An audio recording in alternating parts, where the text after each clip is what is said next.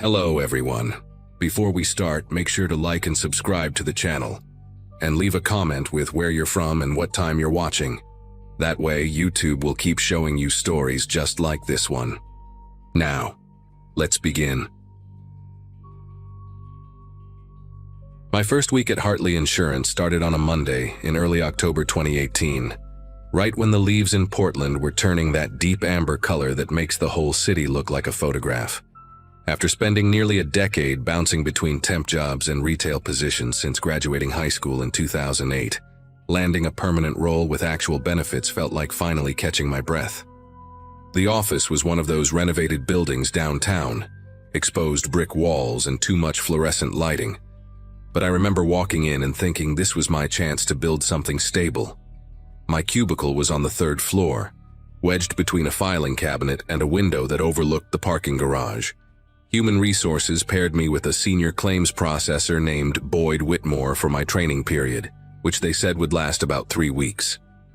He had been with the company for 11 years, and everyone spoke about him like he was some kind of institution. When we shook hands that first morning, he held on just a beat longer than normal, looked me dead in the eyes, and said he was going to take really good care of me. Boyd was somewhere in his mid-40s, with thinning gray hair that he combed straight back, and these pale blue eyes that never seemed to blink at a normal rate. He wore the same rotation of 3 polo shirts throughout the week, always tucked into khakis that were ironed with military precision. During those initial days, he was thorough and patient, explaining the claims software step by step, never making me feel stupid for asking questions. But even then, there were small things that made me pause. He would stand behind my chair while I worked, close enough that I could smell his coffee breath on my neck, narrating everything I typed. When I mentioned grabbing lunch from the break room, he insisted on joining me every single time, positioning himself between me and the door. By the end of that first week, he knew my full name, my address from some onboarding paperwork he claimed to have glimpsed, and the fact that I lived alone in an apartment complex off Hawthorne Street. I told myself he was just being friendly, that this was what mentorship looked like in a corporate environment. I had no idea how wrong I was. The second week is when things started to shift. Boyd began sharing personal details about his life that felt wildly inappropriate for a professional setting, let alone someone I had known for only 7 days. He told me about his divorce, which had happened 4 years prior, and how his ex-wife had taken everything from him, including his dignity. He described the empty apartment he went home to every night, the silence that greeted him when he unlocked the door, the way he sometimes forgot to eat dinner because there was no one there to remind him. These conversations always happened when we were alone, usually in the small conference room where he conducted my training sessions with the door closed. He would pause mid-explanation about a claims procedure, stare at some fixed point on the wall, and then launch into another confession about his loneliness. I tried to be sympathetic at first, offering the kind of vague, supportive statements you give to acquaintances going through a hard time. But then he grabbed my hand across the table one afternoon, squeezed it tight, and told me I was the only person who truly understood him. I pulled my hand back and made some excuse about needing to use the restroom. When I looked in the bathroom mirror, my face had gone pale, and there was this tight knot forming in my chest that would become a permanent fixture over the following weeks. After that incident, I started noticing how Boyd had positioned himself as a barrier between me and the rest of the office. Whenever someone stopped by my cubicle to introduce themselves, he would materialize within seconds, steering the conversation back to work or finding some reason to pull me away. A woman named Heather from accounting tried to invite me to a Friday happy hour during my 3rd week, and Boyd intercepted before I could even respond, telling her that I was still in training and needed to focus. He said it with this polite smile plastered on his face, but his tone left no room for argument. Heather gave me this look, eyebrows slightly raised like she was trying to communicate something without words. I wish I had paid more attention to that look. I wish I had followed her to her desk and asked what she knew about Boyd Whitmore that I clearly did not. By the end of October, my training period was officially over, but Boyd acted like nothing had changed. He still showed up at my cubicle first thing every morning with a cup of coffee made exactly the way I liked it, still insisted on eating lunch together, still found reasons to hover near my desk throughout the day. When I tried to politely decline his company, explaining that I needed to focus on my own workload now, his entire demeanor shifted. His face went blank for a moment, completely expressionless, and then he said something that still echoes in my head to this day. He called me his closest person, not his closest friend, not his work buddy, but his closest person, like I was somehow essential to his existence. He said it so matter-of-factly, like he was stating an obvious truth that I should have already known. I told him that was a really intense thing to say to a coworker, that we barely knew each other, and that I needed some professional distance. He just nodded slowly, that blank expression returning, and walked away without another word. I thought maybe I had finally gotten through to him. The next morning, I overheard Boyd talking to one of the senior managers near the coffee machine. I was walking past, and he did not seem to notice me, or maybe he did, and wanted me to hear. He was saying that he was worried about me, that I had been struggling emotionally since starting at the company, that I had confided in him about personal problems at home. He lowered his voice to this concerned whisper and said he was the only support system I had right now. The manager, a man named Glenn who I had maybe spoken to twice, was nodding along sympathetically. I stood there frozen in the hallway, unable to process what I was hearing. Boyd was constructing an entire fictional narrative about me, painting himself as my caretaker, and me as some fragile mess who needed him. When I finally gathered myself enough to approach Glenn later that day, planning to set the record straight, he looked at me with this pitying expression and asked if everything was okay at home. Boyd had gotten to him first. Boyd had gotten to everyone first. I started keeping a written log of every interaction, every lie I overheard him tell, every time he showed up uninvited at my desk. My notebook filled up fast. November came with gray skies and early darkness, and I began dreading the walk to my car at the end of each shift. The parking garage was attached to the building, 4 levels of concrete and dim lighting, and the kind of echoing silence that amplifies every footstep. I always parked on the 3rd level because it was closest to the elevator, but now that familiar route felt different. One evening, about a week after I had set boundaries with Boyd, I walked out to my car and noticed him standing 3 rows away, leaning against a concrete pillar with his arms crossed. He was just standing there watching me, not approaching, not waving, just staring with those unblinking pale eyes. I fumbled with my keys, got into my Subaru as fast as I could, and locked the doors immediately. When I looked in my rearview mirror as I pulled out of the space, he was still there, still watching, still completely motionless. I told myself it was a coincidence, that maybe he had parked nearby and was just heading to his own car. But he did not move. He just stood there until I turned the corner and lost sight of him. It happened again the next night, and the night after that. Boyd would always be somewhere in the garage when I left, never in the same spot twice, but always positioned so that he had a clear view of my car. Sometimes he would be sitting on the hood of his own vehicle, a faded green sedan that looked like it had not been washed in years. Other times he would be standing near the stairwell exit, hands in his pockets, head slightly tilted like he was studying me. He never said anything, never approached, never acknowledged that what he was doing was deeply disturbing. It was always just that silent presence, that unwavering stare. I started varying my departure times, leaving 15 minutes early or staying an hour late, but somehow he always knew. No matter when I walked out to that garage, Boyd Whitmore would be there waiting. I mentioned it to Heather one morning, pulling her aside in the break room where Boyd could not see us. She went quiet for a moment, then told me something that made my whole body go cold. She said there had been another woman before me, a claims processor who started about 2 years ago and quit after only 4 months. Heather said nobody talked about it, but the woman had filed a complaint with HR before she left. Nothing ever came of it. Boyd was too valuable, too senior, too protected. I filed my own complaint with HR the following Monday, bringing my notebook full of documentation and trying to keep my voice steady as I explained everything to a woman named Diane, who sat behind a desk covered in motivational posters. She listened, nodded in all the right places, took notes on a yellow legal pad, and assured me the company took these matters very seriously. She said they would investigate and get back to me within 2 weeks. Those 2 weeks passed without a single word. When I finally followed up, Diane told me that after reviewing the situation, they had determined Boyd's behavior did not constitute harassment under company policy. She said he was simply being friendly and that perhaps I had misinterpreted his intentions.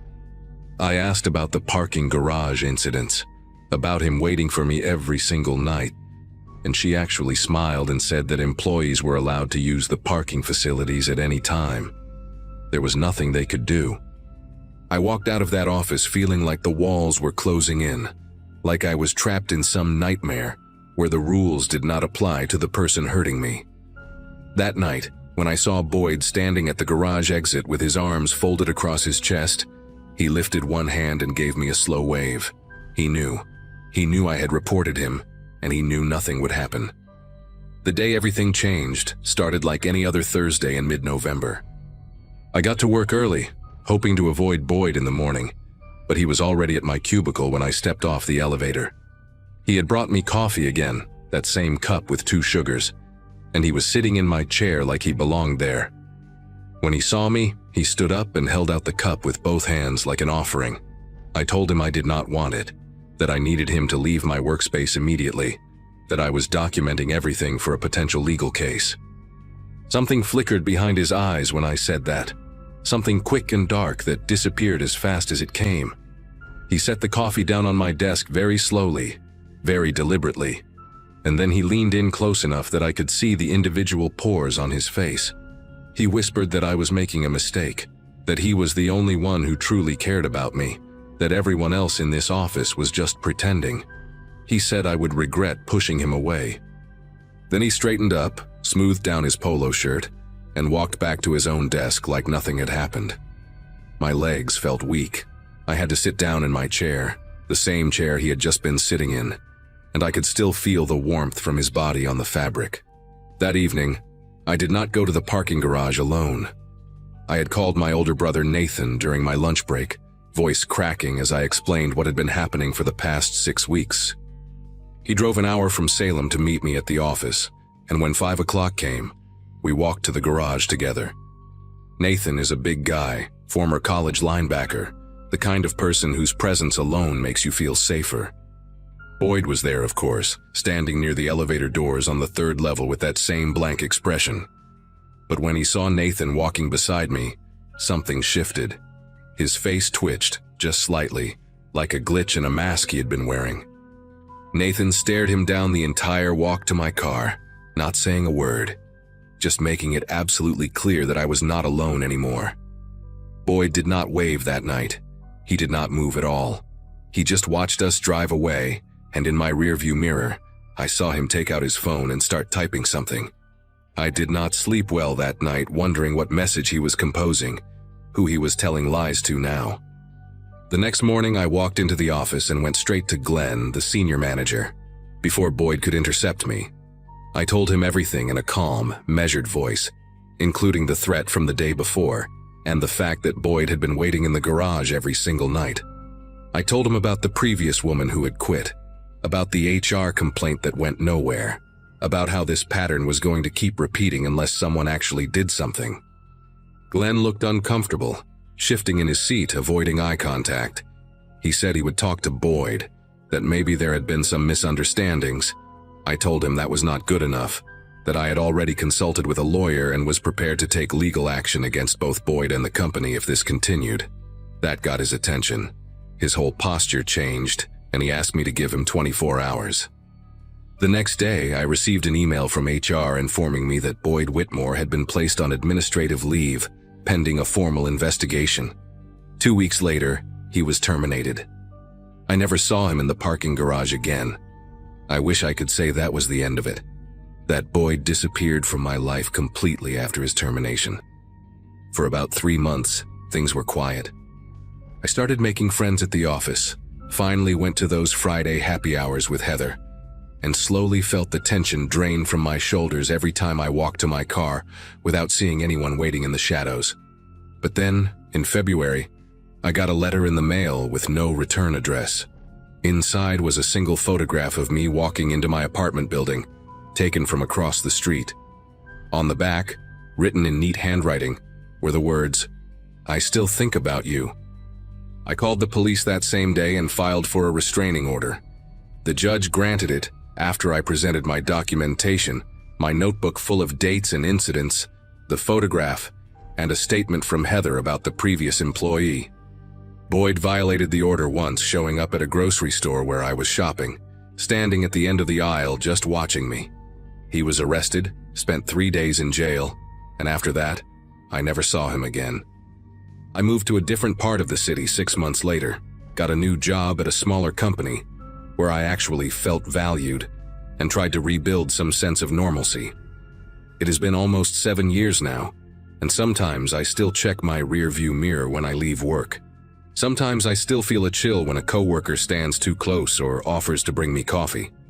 The thing that sticks with me most is not the fear, though that was real enough. It is the way everyone around me dismissed what was happening until I threatened to make it their problem.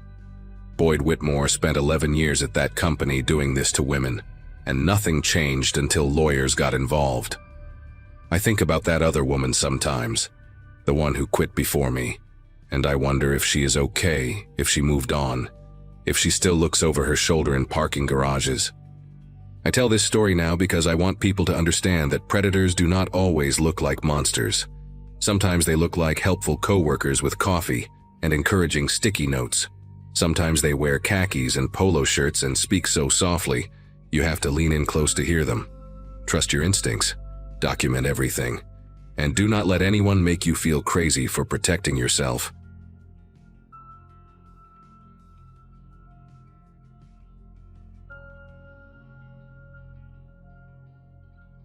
Overnight shifts at a gas station in the middle of nowhere have a way of making you question your life choices.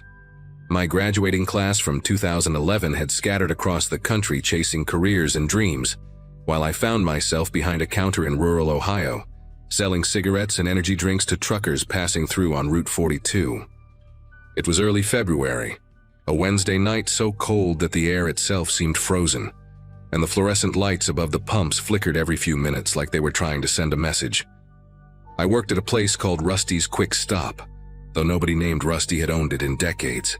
Now it belonged to some corporation out of Chicago that sent us paychecks and nothing else. My shift partner that night was a guy named Boyd Pittman, a wiry man in his early 40s with deep-set eyes and a patchy beard that never quite filled in right. Boyd had been working there longer than anyone could remember, and he had this habit of humming old country songs under his breath while he restocked the coolers. We got along fine, mostly because neither of us felt the need to fill the silence with meaningless chatter. The trouble started around 11:30, when a customer pulled up in a beat-up Chevy pickup with rust eating through the wheel wells. He was a heavy-set guy in a camo jacket, the kind of regular we saw every week buying the same pack of Marlboro Reds and a tall boy of Bud Light. I was in the back doing inventory when I heard voices rising at the front counter. Not shouting exactly, but that tense, clipped tone people use right before things go sideways. By the time I came through the storage room door, the customer was already leaving, slamming the glass door hard enough to rattle the whole frame. Boyd stood behind the register with his jaw clenched so tight I could see the muscles twitching beneath his skin. When I asked what happened, he just shook his head and said the guy had accused him of shortchanging him by $1.50. It seemed like such a small thing at the time, the kind of minor friction that evaporates the moment the customer drives away. But Boyd kept staring at that door long after the taillights disappeared into the darkness, and something in his expression had shifted in a way I could not quite name.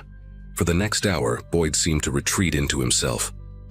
He wandered between the aisles, straightening products that did not need straightening, adjusting candy bars so their labels faced forward with an almost obsessive precision. I tried to make small talk a few times, asked if he wanted me to grab him a coffee from the machine, mentioned that the weather was supposed to warm up by the weekend, but he barely acknowledged me.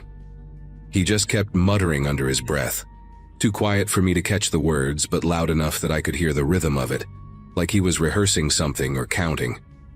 Around 12:15, a couple stopped in to use the restroom and grab some snacks for the road, and Boyd refused to ring them up. He just stood there behind the counter staring at a spot on the wall while I apologized and handled the transaction myself. The woman gave me a look that said, "What's wrong with him?" And I shrugged like it was no big deal, even though my pulse had started to pick up in a way I did not like. After the couple left, Boyd announced he was going to the storage room to check on something. I said okay, figuring maybe he just needed a few minutes alone to shake off whatever was eating at him. The storage room was through a heavy metal door at the back of the building, a cluttered space filled with boxes of merchandise, cleaning supplies, and broken equipment that nobody had bothered to throw away. I went back to my spot behind the register and pulled out my phone, scrolling through nothing in particular just to pass the time. That was when I heard the first crash, a heavy, violent sound like shelving collapsing under weight. I called out Boyd's name, but there was no answer. Then came another crash, followed by a third, and beneath it all I could hear something that made the hair on my arms stand up straight. Boyd was laughing. Not a normal laugh, not the kind you let out when something is funny. This was high-pitched and breathless, almost like sobbing, and it did not stop. It just kept going and going while things shattered and tumbled in that back room. My first instinct was to call our manager, a guy named Lou Hensley, who lived about 20 minutes away in the nearest actual town. Lou was not exactly the kind of boss who inspired loyalty. He spent most of his time at home watching cable and only showed up to collect the register totals. But he was the only authority figure I had access to at that moment. I moved toward the landline phone mounted on the wall behind the counter, the one we used for calling in orders and emergencies. When I picked up the receiver, there was no dial tone, just dead silence. I pressed the hook switch a few times, thinking maybe the connection was loose, but nothing happened. That was strange because that phone had worked fine earlier in the evening when Lou had called to check if we needed anything from the supplier. I followed the cord with my eyes, tracing it along the wall toward the back office where it connected to the main junction box. The cord disappeared through a gap in the wall paneling, and when I crouched down to look closer, I saw that it had been pulled clean out. Not cut, but yanked with enough force to rip the wires from their housing. The plastic casing was cracked, and the copper wiring inside hung limp like exposed tendons. A cold realization crept through me as I stood back up. Boyd had gone to the storage room maybe 10 minutes ago, but the back office shared a wall with that space. He could have easily slipped through the connecting door and torn out the phone line without me noticing. The crashing and laughing would have covered any sound. I reached for my cell phone in my back pocket, but when I pulled it out, the screen showed no signal. That was not unusual for this stretch of road. Cell coverage out here was spotty on a good day and nearly non-existent at night when atmospheric conditions shifted. Still, seeing those empty bars made my chest tighten in a way that bordered on panic. I was alone in this fluorescent-lit box in the middle of frozen farmland, miles from the nearest house, and the only other person here had just destroyed the only reliable way to call for help. The laughter from the storage room had stopped now, replaced by a silence that felt almost worse. I could hear the hum of the refrigerator units along the back wall, the tick of the clock above the door, and beneath it all, the sound of footsteps, slow and deliberate, moving across the concrete floor of the storage room toward the door that led back to the main floor. I thought about running. The front door was maybe 15 feet away, and my car was parked on the side of the building near the dumpsters. But my keys were in my jacket, and my jacket was hanging on a hook in the back office. The same back office that shared a door with the storage room where Boyd was. For a split second, I considered just bolting outside anyway, flagging down a passing car or walking until I found a signal. But the temperature out there was well below freezing, and the next town was at least 8 miles down the road. I would be a popsicle before anyone found me. So I stayed where I was, standing behind the counter with my heart hammering against my ribs, watching that storage room door like it was the mouth of something hungry. The footsteps stopped. Then the door swung open slowly, the hinges groaning in a way I had never noticed before, and Boyd stepped through. He looked different now, not physically, but in the way he carried himself. His shoulders were relaxed, his movements smooth and unhurried. The frantic energy from before had drained away completely, leaving behind something that resembled calm, but did not feel like it. His eyes found mine across the store. and he smiled. It was the kind of smile you see on someone who has just solved a problem that has been bothering them for years. Boyd walked toward the counter without saying a word. His right hand hung loosely at his side, but I noticed his left arm was positioned slightly behind his back, the elbow bent at an unnatural angle like he was concealing something. I tried to keep my voice steady when I spoke, asking him if everything was okay, if he wanted to talk about what just happened in the storage room. He did not answer right away. Instead, he stopped about 3 feet from the counter and tilted his head to the side, studying me the way a child might study an insect before deciding whether to crush it. When he finally spoke, his voice was soft and measured, almost gentle. He said he had been thinking about things for a long time now, years actually, and that tonight something had finally clicked into place.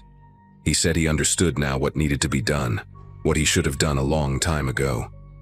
I asked him what he meant, trying to keep the conversation going, trying to buy time for something I could not even name. Boyd brought his left hand around from behind his back, and I saw the box cutter gripped in his fingers. The blade was extended, catching the fluorescent light in a way that made it look almost surgical. He held it loosely, casually, like it was just another tool he used every day, which technically it was. We used those box cutters to open shipments, to slice through packing tape, to break down cardboard. But the way Boyd looked at it now made it clear he had something else in mind entirely. I kept the counter between us, my mind racing through every possible option. There was a baseball bat under the register. Lou had put it there years ago after a string of robberies hit gas stations along the highway, but reaching for it would mean taking my eyes off Boyd, and I was not willing to do that. Instead, I started talking. I told Boyd that whatever was going on, we could figure it out together. I reminded him that we had worked side by side for almost 2 years without any problems, that I considered him a decent guy, that I did not want to see him throw his life away over some customer who was not worth the trouble. Boyd listened with that same unsettling patience, the box cutter turning slowly between his fingers like a nervous habit. When I finished, he let out a long breath through his nose and shook his head like I had missed the point entirely. He said this was not about the customer. It was never about the customer. That man had just been the final piece of a puzzle Boyd had been assembling in his head for longer than he could remember. He talked about feeling invisible his whole life, about giving everything to jobs and people who never gave anything back, about waking up every morning knowing that nothing he did would ever matter to anyone. His voice stayed calm the whole time, almost philosophical, and that was what scared me more than anything. This was not rage. This was something that had been thought through, rationalized, accepted. Boyd took a step closer to the counter, and I instinctively stepped back until my shoulders hit the cigarette display behind me. He noticed the movement and stopped, tilting his head again with what looked almost like curiosity.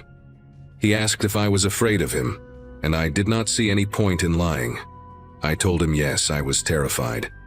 Something flickered across his face then, just for a moment, like my honesty had surprised him. He lowered the box cutter slightly, not putting it away but letting his arm relax at his side.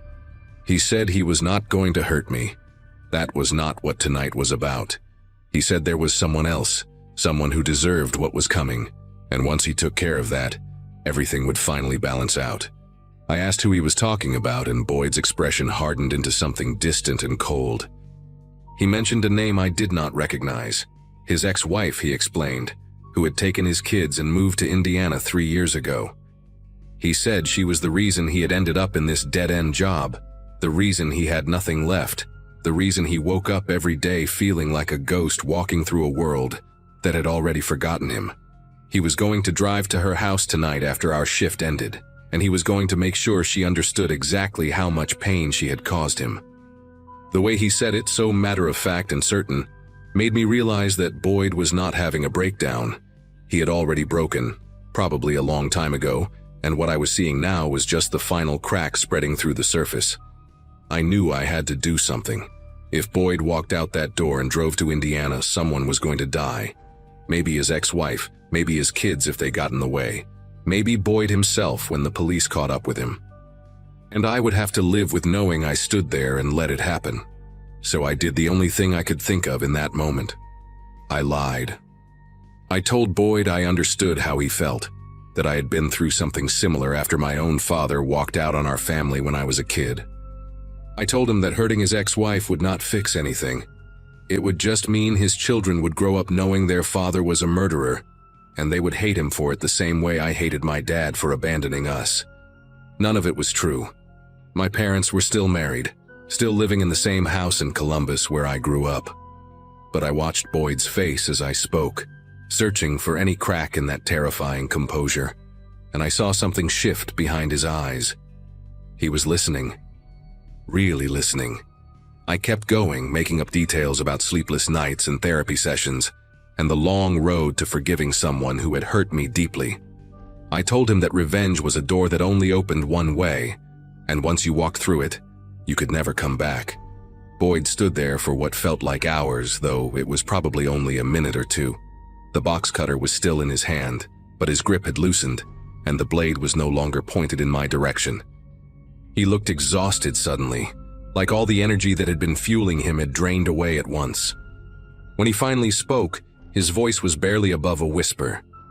He said he was tired. So tired of being angry, of carrying all this weight, of waking up every day with nothing to look forward to except more of the same emptiness. I saw tears forming in the corners of his eyes, and for the first time that night, Boyd looked less like a threat and more like what he really was, a broken man standing at the edge of a cliff, trying to decide whether to jump. I asked him to put down the box cutter, and after a long pause, he set it on the counter between us. The metal clattered against the surface, and I let out a breath I did not realize I had been holding. I came around the counter slowly, keeping my movements calm and deliberate, and I picked up the box cutter and slid it into my back pocket. Boyd did not try to stop me. He just stood there with his arms hanging limp at his sides, staring at the floor like he had forgotten where he was. Around 1 a.m, a semi-truck pulled into the lot to refuel, and the driver came inside to pay. I used the opportunity to ask if I could borrow his phone, told him mine had died, and I needed to make an urgent call. He handed it over without asking questions, and I stepped outside into the freezing air and dialed 911. I explained the situation as calmly as I could. My coworker had experienced some kind of mental health crisis. He had made threats against his ex-wife, and I needed someone to come out here before he changed his mind and tried to leave. The dispatcher told me to stay on the line, and that officers were being sent from the county sheriff's office about 25 minutes away. When I went back inside, Boyd was sitting on the floor behind the counter with his knees pulled up to his chest, rocking slightly and humming one of those old country songs he always hummed during his shifts. He did not look up when I approached. He did not seem to notice anything at all anymore. I sat down on the floor a few feet away from him and waited, watching the parking lot through the glass doors for the flash of red and blue lights. Neither of us said a word. The fluorescent lights buzzed overhead, and somewhere outside, the wind howled across the frozen fields, and I remember thinking that this was the longest night of my entire life. The police arrived around 1:40, 2 cruisers pulling into the lot with their lights on but no sirens. They took Boyd away in handcuffs, though he did not resist. He just walked between the officers like a sleepwalker, his eyes empty and distant. One of the deputies stayed behind to take my statement, and I told him everything that had happened from the argument with the customer to the moment I called for help. He said I had probably saved at least 1 life that night, maybe more, and that I should be proud of how I handled things. I did not feel proud. I felt hollow and exhausted and deeply shaken in a way I had never experienced before.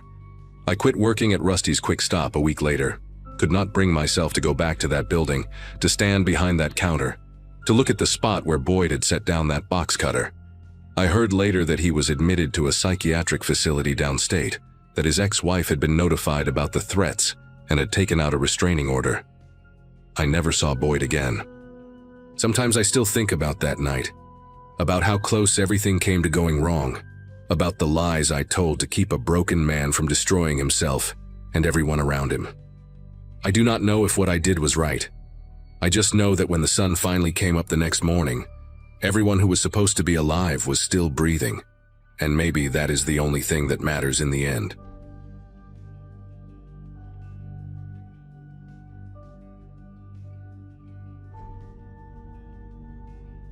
Everyone at Harmon's Home Goods thought I was lucky to land the assistant manager position right after finishing community college in 2015.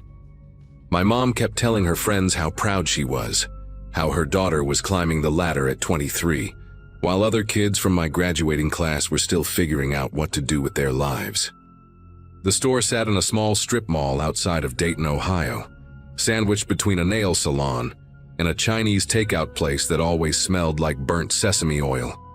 Nothing glamorous, but the pay was decent, and the hours gave me enough time to take online classes toward my business degree.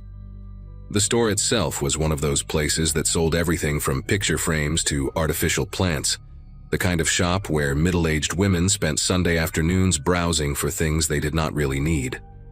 My manager, a heavy-set guy named Dennis who had been there for 15 years, trusted me enough to let me handle closing shifts alone most weeknights. It was quiet work, mostly restocking shelves and running the register for the few customers who wandered in after dinner. I liked the solitude, the hum of the fluorescent lights, the predictable rhythm of it all. That changed when corporate hired a new stock associate in early March. His name was Leonard Voss, and from the very first day, something about him made the air feel heavier. He was maybe 40, thin in a way that made his clothes hang loose on his frame, with pale blue eyes that never seemed to blink at the right moments. Leonard was polite to an almost uncomfortable degree, the kind of person who would hold a door open for you and then stand there smiling until you were completely through, watching the whole time. He spoke softly, always measuring his words like each one cost him something precious. The other employees found him odd but harmless, joking that he was probably just awkward from spending too much time alone, but I noticed things they did not. He started showing up 30 minutes before his shifts, sitting in his car in the parking lot with the engine off, just staring at the storefront. After closing time, when everyone else rushed to leave, Leonard would linger in the stockroom, rearranging boxes that did not need rearranging. Dennis said he was just dedicated, that we should be grateful someone actually wanted to work. I wanted to believe that. I really did. The Wednesday that everything fell apart started like any other closing shift. Dennis left around 6, patting me on the shoulder and reminding me to double-check the back door before I locked up. The evening crowd was thin, just a few regulars and a couple arguing over which lampshade matched their couch better. Leonard clocked in at 4, but was already there when I arrived at 3:30, leaning against the wall near the employee entrance with a cup of gas station coffee in his hand. He smiled when he saw me, that slow, careful smile that showed too many teeth, and said something about how the weather was getting warmer. I nodded and walked past him quickly, pretending I needed to check something on my phone. By 8, the store was empty, except for the two of us. I told Leonard he could head out early since we were dead, but he shook his head and said he wanted to help me organize the stockroom. His voice was calm, almost gentle, but there was something underneath it that made my chest tighten. I should have insisted, should have made up some excuse about needing to do inventory alone. Instead, I just shrugged and said sure, thinking maybe I was being paranoid about a guy who was simply trying to be helpful. The stockroom at Harmon's was a narrow maze of metal shelving units stacked with boxes of merchandise waiting to be unpacked. The lighting back there was harsh and uneven, casting long shadows that shifted every time you moved between the aisles. Leonard followed me in and immediately started straightening boxes on the lower shelves, humming something tuneless under his breath. I was reaching for a box of ceramic vases on a high shelf when my elbow caught the strap of his backpack, which he had left sitting on top of a crate near the door. The bag tumbled to the concrete floor and spilled open, scattering its contents in a messy arc across the ground. Pens, a water bottle, some crumpled receipts, and then a manila folder that slid out and fanned open, revealing a stack of papers covered in official-looking print. I crouched down to help gather everything, already apologizing, when my eyes caught a photograph paper-clipped to one of the documents. It was a woman, maybe early 30s, with shoulder-length brown hair and a nervous smile. Below the photo, in bold capital letters, were the words, "Restraining Order," followed by a case number and a date from 2016. My hands went cold and I felt the air leave my lungs, but I kept my face neutral, shoving everything back into the folder without looking at it again. I handed Leonard his backpack and forced a laugh, saying something about how clumsy I was, how I was always knocking things over. He took the bag from me slowly, his fingers brushing against mine for just a second too long. When I looked up at his face, the polite mask he always wore had slipped, just slightly, like a picture frame hanging crooked on a wall. His pale eyes studied me with an intensity that made my skin prickle, searching my expression for something I was desperately trying to hide. He asked me if I saw anything interesting in there, his voice still soft but with a new edge to it, like a knife wrapped in velvet. I shook my head and told him I was not paying attention, that I just grabbed everything and stuffed it back in. For a moment, neither of us moved. The fluorescent lights above us buzzed and flickered, and I became painfully aware of how far we were from the front of the store, from the windows, from anyone who might walk by and see us. Then Leonard smiled again, but this time it did not reach his eyes. He said it was fine, that he appreciated me helping him pick everything up, and he zipped the backpack closed with slow, deliberate movements. After that, the atmosphere in the store shifted into something I cannot quite describe. It was like the air had thickened, like every shadow in my peripheral vision was watching me. Leonard did not go back to organizing the stockroom. Instead, he followed me out onto the sales floor and stayed within 15 feet of me no matter where I went. When I walked to the register to count the drawer, he appeared at the end of the aisle, pretending to straighten a display of picture frames. When I moved to the home decor section to fix a fallen sign, he was suddenly there too, examining a set of candles like they were the most fascinating things he had ever seen. I tried to tell myself it was coincidence, that the store was small and we were bound to cross paths. But every time I turned around, there he was, those unblinking eyes locked onto me with a patience that felt predatory. Around 9:30, he finally spoke again. He was standing near the greeting card section, maybe 10 feet away from me, and he asked in that measured voice of his whether I thought people trusted too easily these days. I pretended not to hear him at first, hoping he would let it go. He did not. He repeated the question, slower this time, and added that some people just hand over their trust to strangers without ever stopping to wonder if they should. I mumbled something about how I guessed that was true, trying to keep my voice steady while my heart slammed against my ribs like it was trying to escape. Leonard nodded slowly, as if I had just confirmed something he already knew. He took a few steps closer, close enough that I could smell the stale coffee on his breath and see a small scar on his chin I had never noticed before. He told me he used to work at a department store up in Michigan, a place called Burgers that went out of business a few years back. Said he had a coworker there, a young woman named Heather who was a lot like me. Friendly, hardworking, always willing to close alone because she thought it made her look dedicated. His voice dropped lower when he said her name, almost tender, and something about the way he lingered on those two syllables made my stomach turn. I asked him what happened to her, the question slipping out before I could stop it. Leonard tilted his head to one side, studying me the way a cat studies a mouse that has wandered too far from its hole. He said he was not sure, that she stopped showing up to work one day and nobody ever heard from her again. Then he smiled, that wrong smile that showed all his teeth, and said some people just vanish like that, like smoke. The next hour was the longest of my life. I kept glancing at the clock above the register, watching the minutes crawl by with agonizing slowness. Leonard stayed close, always close, commenting on things in that soft voice that now sounded like a threat wrapped in politeness. He asked me if anyone knew I was working tonight, if my family expected me home at a certain time. When I lied and said my boyfriend was picking me up at 10, something flickered across his face, a micro-expression of annoyance that vanished almost as quickly as it appeared. He recovered fast, nodding and saying that was nice, that it was smart for a young woman to have someone looking out for her. I did not have a boyfriend. I lived alone in a studio apartment 15 minutes away, and the only person who might notice if I did not come home was my cat. But Leonard did not need to know that. I excused myself to the bathroom, locking the door behind me and pulling out my phone with trembling fingers. My first instinct was to call the police, but what would I even say? That my coworker was being creepy? That I found some papers in his bag? I needed more, something concrete that would make them take me seriously. So I opened my browser and typed in his name along with the word restraining order, praying that whatever I found would tell me I was overreacting.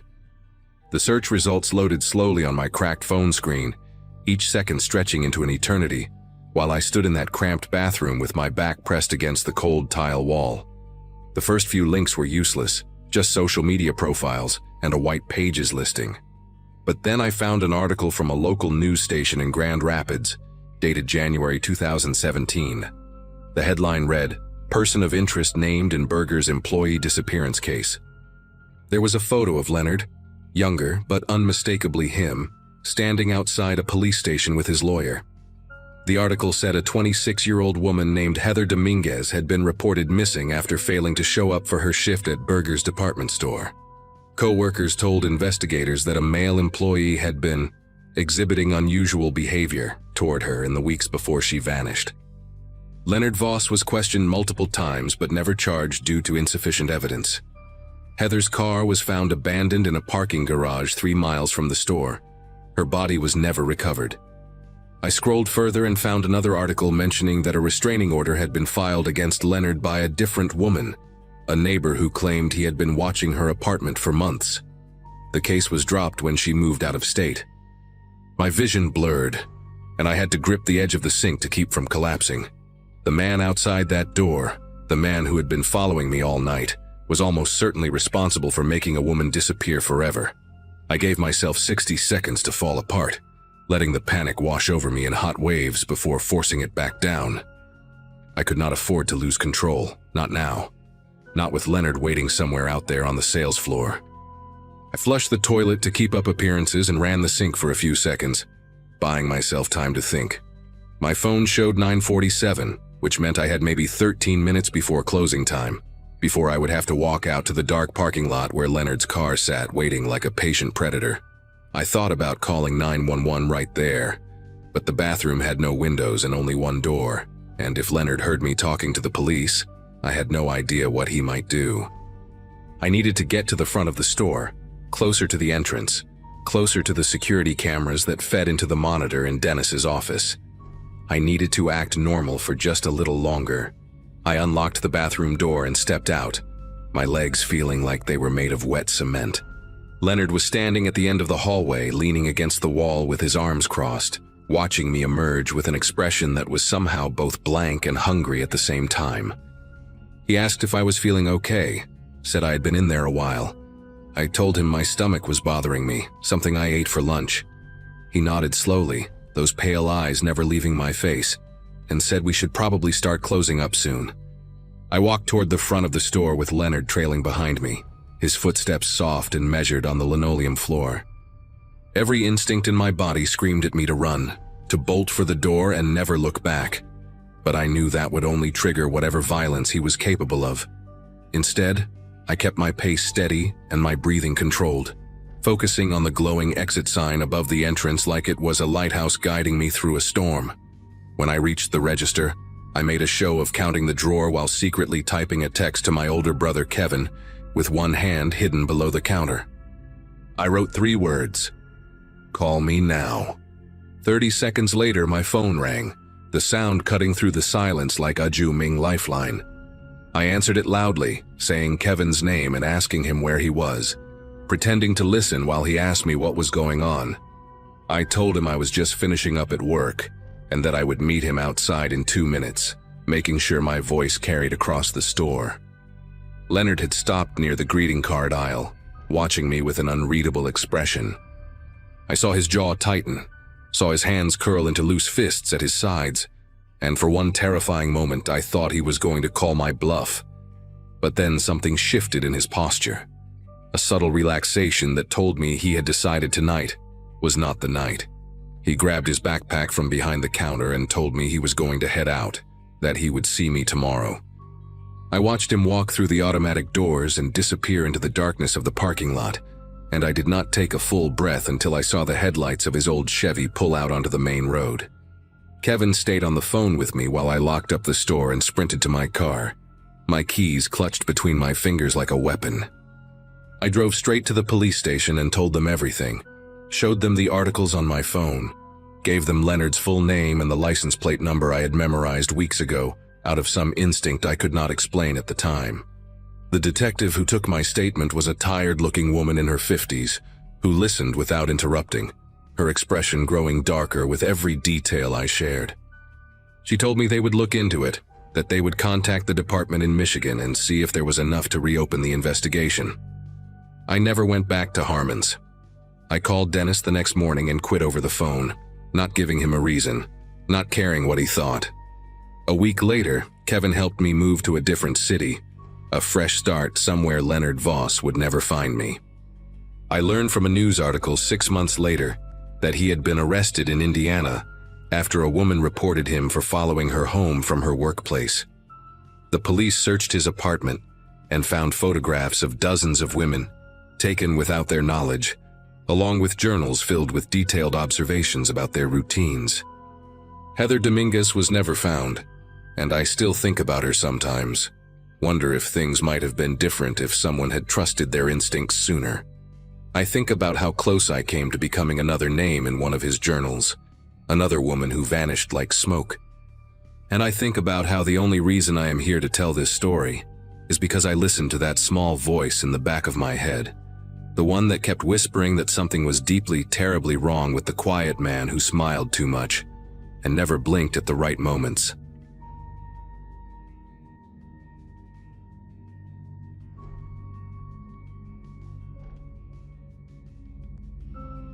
Night shift at Holbrook Distribution Center paid better than anything else I could find after dropping out of college my sophomore year. My parents had graduated in the class of '89, both of them, and here I was stacking boxes in a warehouse outside of Portland while my younger sister finished her nursing degree. It was humbling, sure, but the work was steady and the people mostly kept to themselves. I had been there about 8 months when Curtis Beal transferred from the morning crew to our shift. He was one of those guys who stood a little too close when he talked, always finding reasons to hover near my station in the picking area. At first I thought he was just lonely, new to the shift, no friends yet, probably nervous. He had this habit of laughing at things that were not funny, this dry chuckle that came half a second too late. I made the mistake of being polite to him during my first week working alongside him, and I think he took that politeness as an invitation to something more. Curtis was probably somewhere in his mid-40s, with thinning hair he combed straight back, and these watery blue eyes that never seemed to blink enough. He wore the same rotation of 3 polo shirts under his safety vest, and he always smelled faintly of menthol cigarettes and cheap soap. The first few conversations were harmless enough. He asked about my car, about whether I liked the shift supervisor, about what kind of music I listened to during my commute. I answered with short sentences, nothing personal, just enough to not seem rude. But then he started showing up at my locker before shifts, waiting there like it was our meeting spot. He would ask if I wanted to walk to the floor together, and when I said I needed to use the restroom first, he would still be there when I came back. My coworker Elise noticed before I did. She pulled me aside one night and said that Curtis had been asking other people questions about me, whether I had a boyfriend, where I lived, what my schedule looked like. I tried to create distance after that. Started taking my breaks at different times, eating my lunch in my car instead of the break room, switching my locker to the row closer to the supervisor's office. For about 2 weeks it seemed to work. Curtis would still wave at me from across the floor, still try to catch my eye when we passed each other near the loading docks. But he kept his distance. I thought maybe he had gotten the message. Maybe he had found someone else to fixate on. Maybe I had been overthinking the whole thing. Then came the night he sat down next to me in the parking lot. I was in my car with the windows cracked, eating a sandwich and scrolling through my phone, when the passenger door opened and he just climbed in. No knock, no asking permission. He sat down in my passenger seat like we had planned to meet there, like this was something we did every night. He had a bag of chips in his hand and he offered me some, smiling with those thin, colorless lips. And I was so stunned that I did not say anything for a full 5 seconds. I told him he needed to get out of my car. My voice came out smaller than I wanted it to, almost like a question instead of a demand. Curtis laughed, that same delayed chuckle, and said he just wanted to keep me company, Said he noticed I always ate alone and that it made him sad to see. I repeated myself, louder this time, and something in his expression shifted. It was subtle, just a flicker behind his eyes, but I saw irritation there, maybe even anger.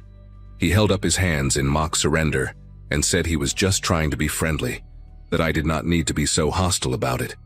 Then he got out, slow and deliberate, and stood outside my window for a moment before walking away.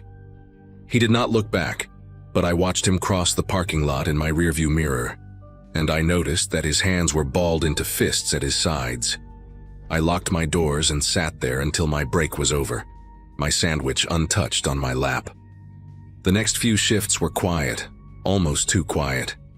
Curtis avoided me entirely, would not even look in my direction when we crossed paths on the floor. I told myself that the car incident had finally gotten through to him, that he understood now that I wanted nothing to do with him. Elise was not so sure. She said men like Curtis did not just give up, that they stewed and planned and waited. I thought she was being paranoid. Then a new hire named Becca started on our shift. Young, maybe 19 or 20, fresh out of high school with braces still on her teeth. She worked the station next to mine, and on her third night she asked me a question that made my throat tighten. She wanted to know if it was true, what Curtis had told her during orientation.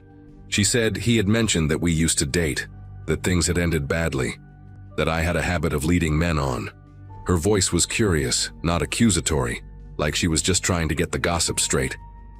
I told Becca that none of it was true, that Curtis and I had never dated, that I had barely spoken 10 sentences to him in total. She looked confused, said that he had been pretty detailed about it, mentioned specific dates we had supposedly gone on, restaurants we had eaten at together, even described a necklace he claimed to have bought me for my birthday. I felt sick listening to her recount these fabrications. The level of detail he had invented was disturbing, like he had constructed an entire relationship in his mind and was now presenting it as fact to anyone who would listen. Becca apologized, said she had no idea, said Curtis had seemed so sincere when he talked about it. I asked her who else he had told these stories to. She said she was not sure, but that he had been chatting with pretty much everyone during the orientation sessions that week. There had been 6 new hires altogether, and Curtis had apparently made himself their unofficial welcome committee. Over the next several days, I started noticing the looks. Whispers that stopped when I walked into the break room. Small groups of newer employees glancing at me and then quickly looking away. One guy from receiving, barely out of his teens, actually winked at me when I passed him near the loading bay, and when I asked him what that was about, he just laughed and said Curtis had told him I was a lot of fun. I did not understand what he meant at first.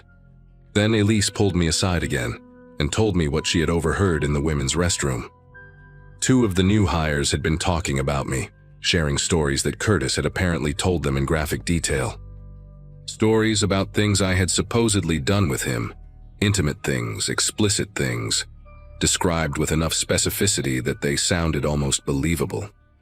One of the girls had mentioned a birthmark on my lower back, something Curtis could not possibly have known about unless he had seen me undressed, which he absolutely had not. I confronted Curtis that same night, found him by the vending machines during second break, alone for once, feeding quarters into the slot for a candy bar. I asked him what he thought he was doing, why he was telling people these lies, where he had even gotten the detail about the birthmark. He turned around slowly, that infuriating half-smile on his face, and said he had no idea what I was talking about. I told him I knew exactly what he had been saying, that multiple people had come to me with his stories, that this was harassment and I was going to report him. The smile did not waver.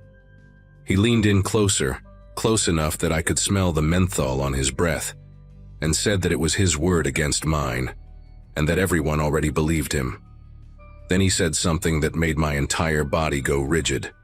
He described the birthmark again, its exact shape and location, and then he described something else, a small scar on my hip from a childhood bike accident, something not even my closest friends knew about.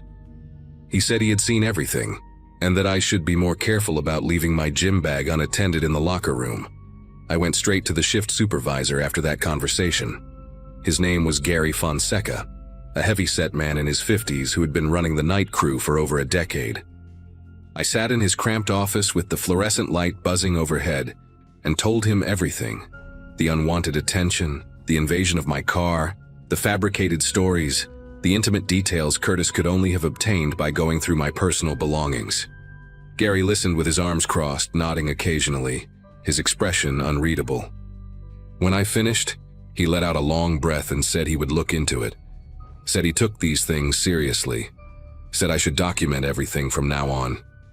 But then he added something that made my heart sink.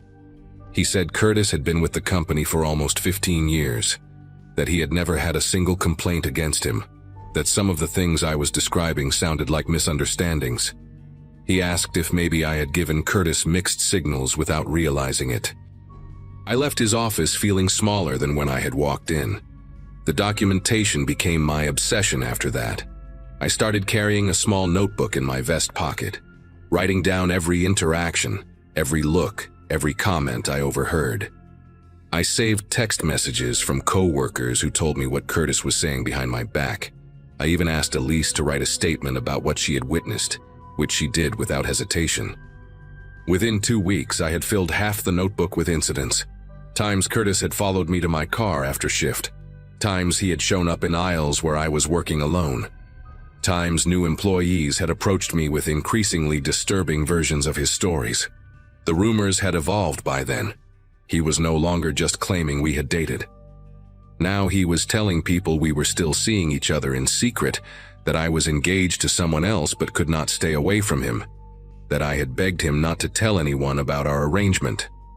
One of the newer guys asked me point blank if it was true that I had a thing for older men, and when I said absolutely not, he just shrugged and said Curtis had shown him pictures. That was when I knew I had to go above Gary. The pictures changed everything. I contacted corporate HR directly, sent them an email with scanned pages from my notebook, attached the written statements from Elise and 2 other coworkers who had come forward, and explained that my direct supervisor had dismissed my concerns. The response came faster than I expected. Within 48 hours, an HR representative named Claudia drove up from the regional office to conduct interviews. She spoke to me first, then to Elise, then to several of the newer employees who had heard Curtis spreading his stories. She also pulled the security footage from the parking lot, which clearly showed Curtis entering my vehicle without permission on the night he had climbed into my car. When she finally sat down with Curtis himself, the interview lasted almost 2 hours. I do not know exactly what was said in that room, but I know that when Curtis walked out, his face was the color of old newspaper. He did not look at anyone. He went straight to his locker, gathered his things, and left the building. Claudia told me later that the pictures he had been showing people were photos he had taken of me from a distance, candid shots of me walking to my car, bending over to pick something up, standing at my workstation. Nothing explicit, but invasive enough to constitute grounds for immediate termination. Curtis was fired that same week. I learned through the grapevine that he had tried to fight it, claimed that the photos were innocent, claimed that I had led him on and then turned vindictive when he rejected me. But the documentation I had gathered was too thorough, the witness statements too consistent, and the security footage too damning. The last I heard, he had moved out of state.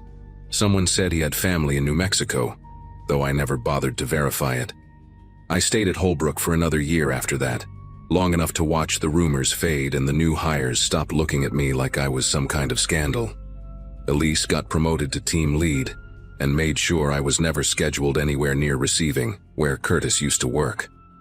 I eventually left for a better job at a medical supply company across town, somewhere with daylight hours and no locker rooms.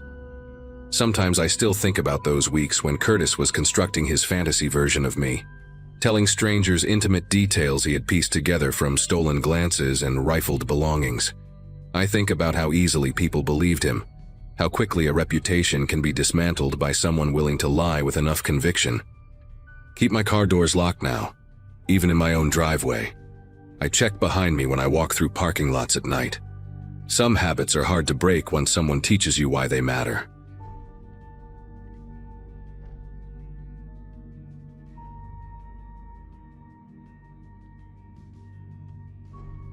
Friday nights at Bronco Burger were always chaos, but I had learned to love the rhythm of it.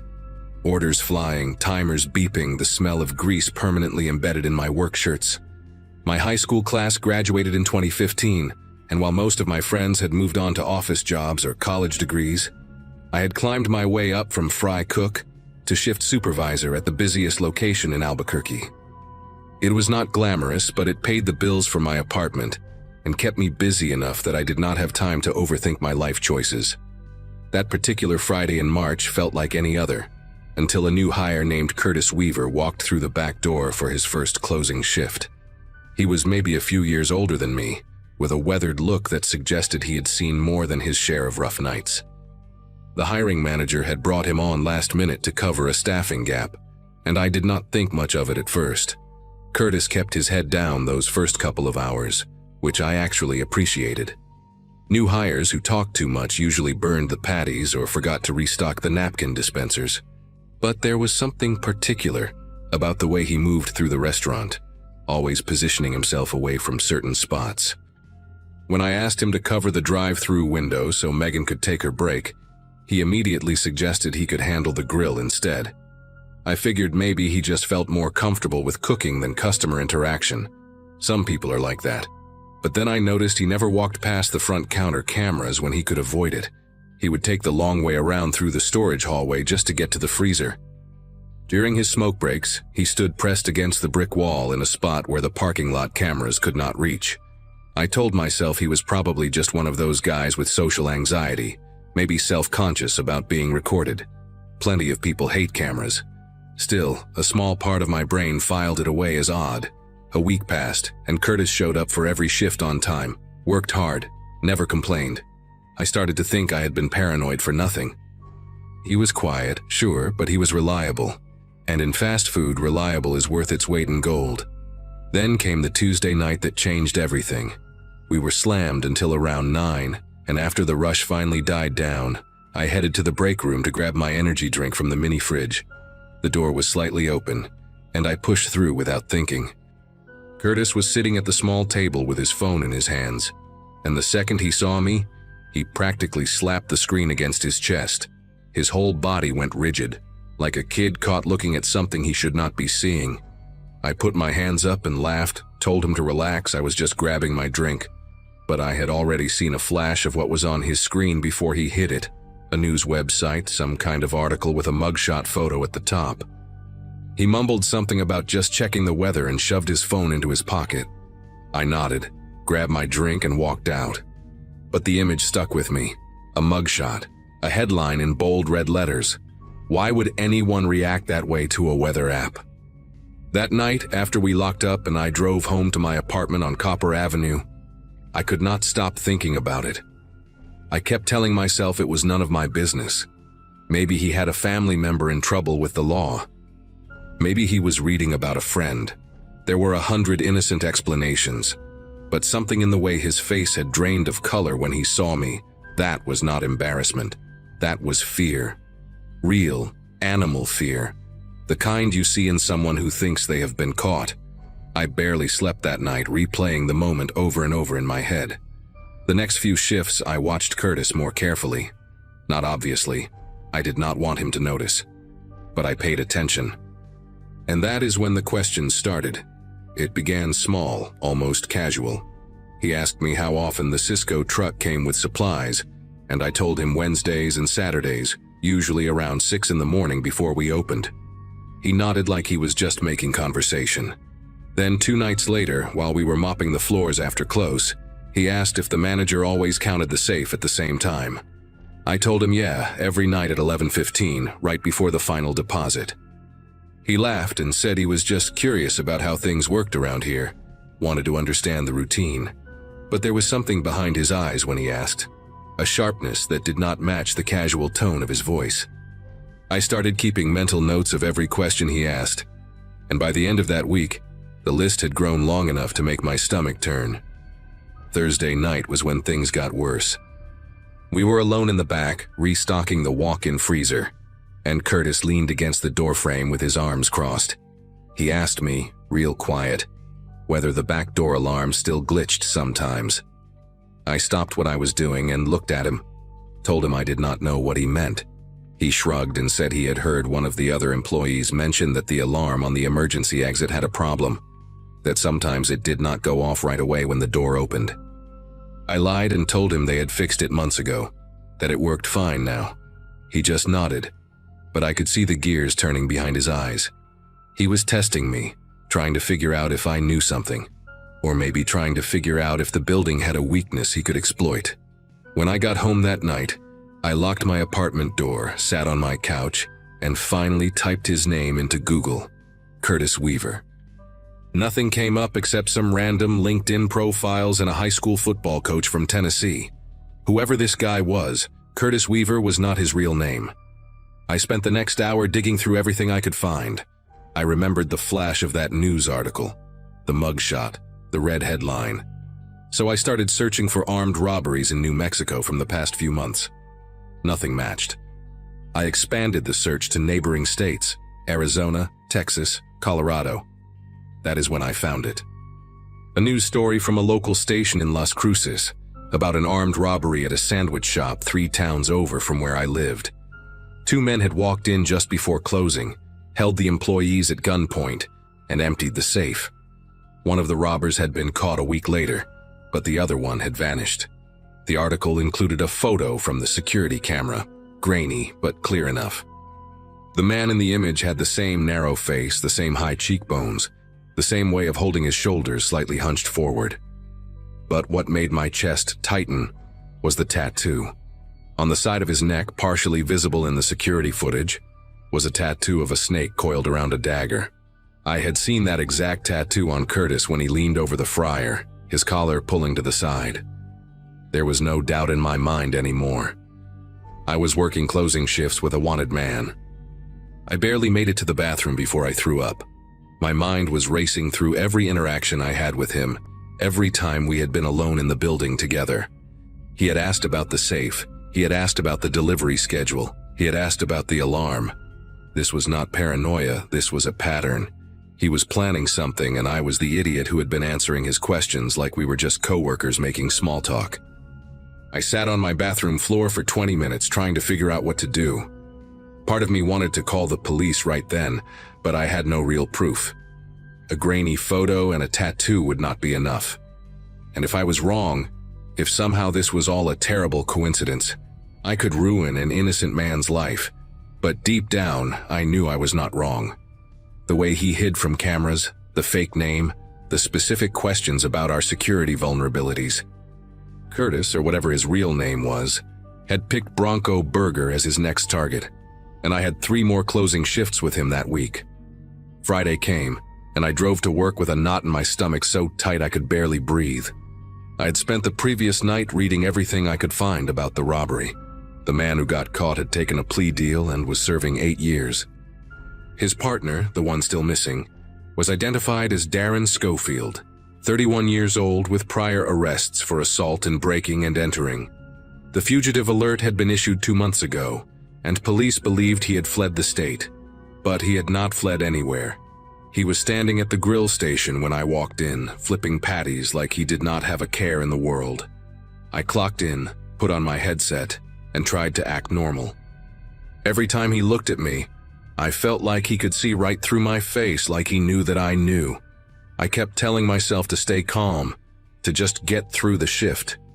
Megan was working drive-through and a kid named Jordan was handling the front counter. As long as there were other people around, I figured I was safe. But then Megan asked if she could leave an hour early because her sister was having car trouble, and I heard myself say yes before I could think it through. By 10:30, it was just me, Jordan, and Darren in the building. Jordan was 17, skinny, more interested in his phone than in any potential danger. He had no idea what was happening. I positioned myself near the front counter, close to the panic button we had installed under the register. After a string of robberies hit fast food joints across the city a few years back. I watched Darren from the corner of my eye as he wiped down tables in the dining area. He kept glancing at the clock on the wall, and every glance made my pulse spike higher. At 10:45, he walked toward the back of the restaurant, toward the manager's office where the safe was kept. I called out and asked where he was going.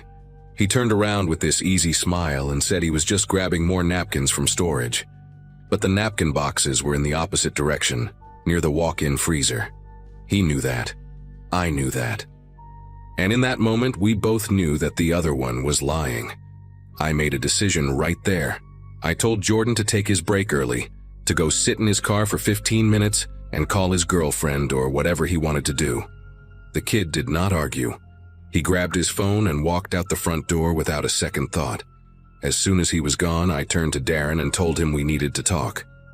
He stopped walking and faced me, his expression shifting from that fake casual smile to something harder, something colder.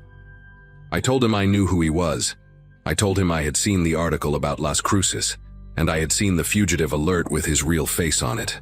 For a long second, neither of us moved. Then he took a step toward me and I took a step back, my hand sliding under the counter toward the panic button.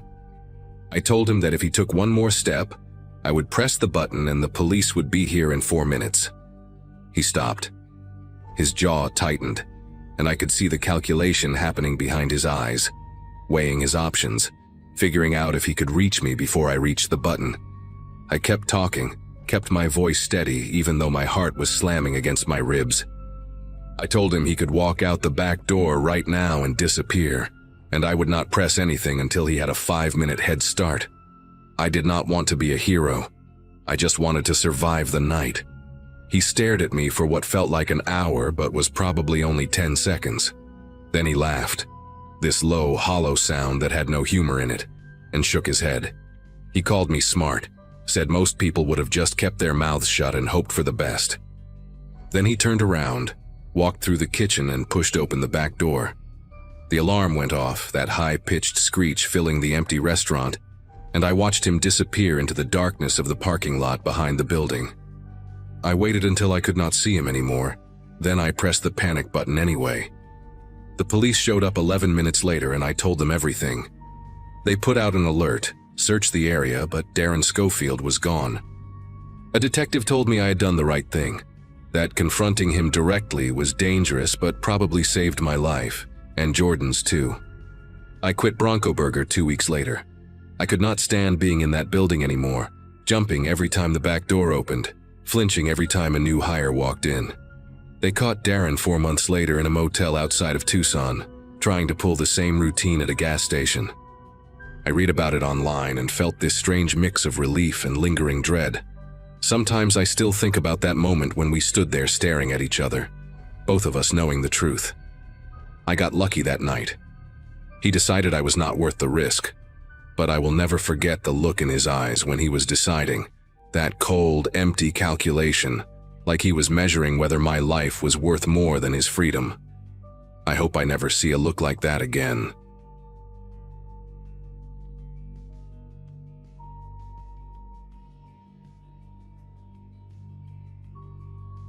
Closing shifts at Baxter's Home Goods were never anyone's idea of a good time, but I needed the extra hours that spring. My older brother had just gotten married the month before, and somewhere between the bachelor party and the wedding gift, my savings account had taken a serious hit. At 26, watching your siblings settle into adulthood while you still eat cereal for dinner most nights does something to your self-esteem. So picking up shifts felt like the least pathetic way to get back on track. The store was one of those massive warehouse-style places on the outskirts of Fredericksburg, Virginia, surrounded by nothing but a half-empty parking lot and a Taco Bell that closed at 10. That Wednesday night in April 2018, the schedule had me paired with Wanda for closing duties, which meant mopping floors, restocking shelves, and counting registers until almost midnight. I did not mind working with her, even though most people on the team found her a little strange. Wanda had transferred to our location about 4 months earlier from a store somewhere in Delaware, and she kept mostly to herself in a way that felt less antisocial and more like she was carrying something heavy she did not want to talk about. She was maybe 15 years older than me, with graying hair she kept in a tight bun, and these deep-set eyes that always seemed to be looking past whatever was right in front of her. People in the break room whispered that she had left an abusive marriage, though nobody knew for sure, and I never asked.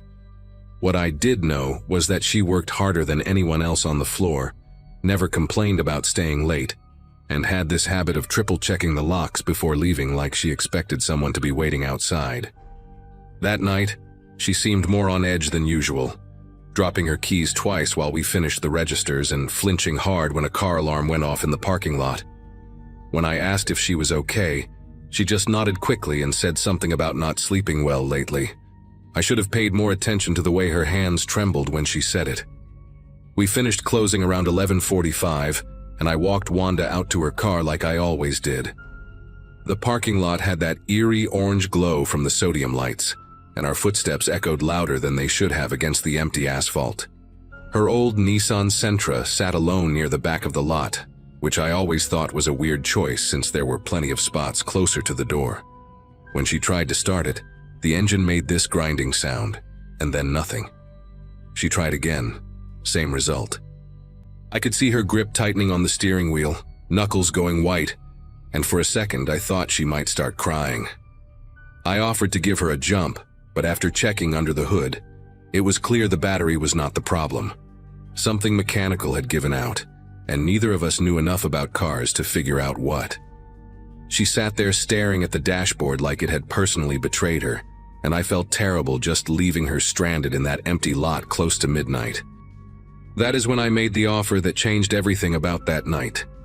I told her I could drive her home, that it was no big deal, that she could call a tow truck in the morning when places were actually open. She hesitated for a long moment, looking around the parking lot like she was scanning for something in the shadows, and then finally agreed with a quiet thank you that barely reached my ears. The drive to her apartment complex took about 20 minutes, and she spent most of it staring out the passenger window without saying a word. I tried to make small talk about work stuff, about the new inventory system everyone hated, about our manager's annoying habit of scheduling meetings during lunch breaks. She gave one-word answers at best, and after a while I just let the silence fill the car. When we pulled into her complex, this rundown 3-story building with flickering hallway lights, she asked if I could walk her to her door. Said she did not like walking through the building alone at night. Something in her voice made it impossible to say no. Her apartment was on the 3rd floor, at the end of a hallway that smelled like mildew and cigarette smoke. The carpet was this faded brown color with stains I did not want to think about, and half the lights along the ceiling were either burned out or buzzing like dying insects. Wanda walked fast, her keys already in her hand, checking each door we passed like she expected one of them to swing open. When we reached her unit, number 312, she fumbled with the lock for what felt like forever before finally getting it open. She stepped inside and flicked on the light, then turned to thank me for the ride. I was about to say goodnight and head back to my car when she grabbed my wrist. Not hard, but firm enough to stop me. She asked if I could just come in for a minute, said she wanted to make sure everything was okay inside before I left. Her eyes had this desperate look that I had never seen at work, like she was holding back something much bigger than what she was saying. Against every instinct telling me to go home, I stepped inside. The apartment was small and sparse, just a living room connected to a tiny kitchen, with a single door that I assumed led to the bedroom. The furniture looked secondhand, a sagging couch with floral print, a coffee table with water rings on the surface, and a television that had to be at least 15 years old. What struck me was how clean everything was despite looking worn out, like she spent hours scrubbing surfaces that would never look new again. There were no pictures on the walls, no decorations, nothing personal at all except for a small ceramic cat figurine sitting on the windowsill above the kitchen sink. Wanda locked the door behind us, and I heard her slide the deadbolt, then a chain lock, then what sounded like a secondary bolt near the floor. 3 locks for a tiny apartment in a rundown complex seemed excessive, but I did not say anything. She walked through the space quickly, checking the bedroom, the closet, even pulling back the shower curtain in the bathroom. When she came back to the living room, she let out this long breath like she had been holding it the whole time. That is when I said I should probably get going, that it was getting late. And that is when everything changed. Wanda was standing between me and the door when her face just crumbled.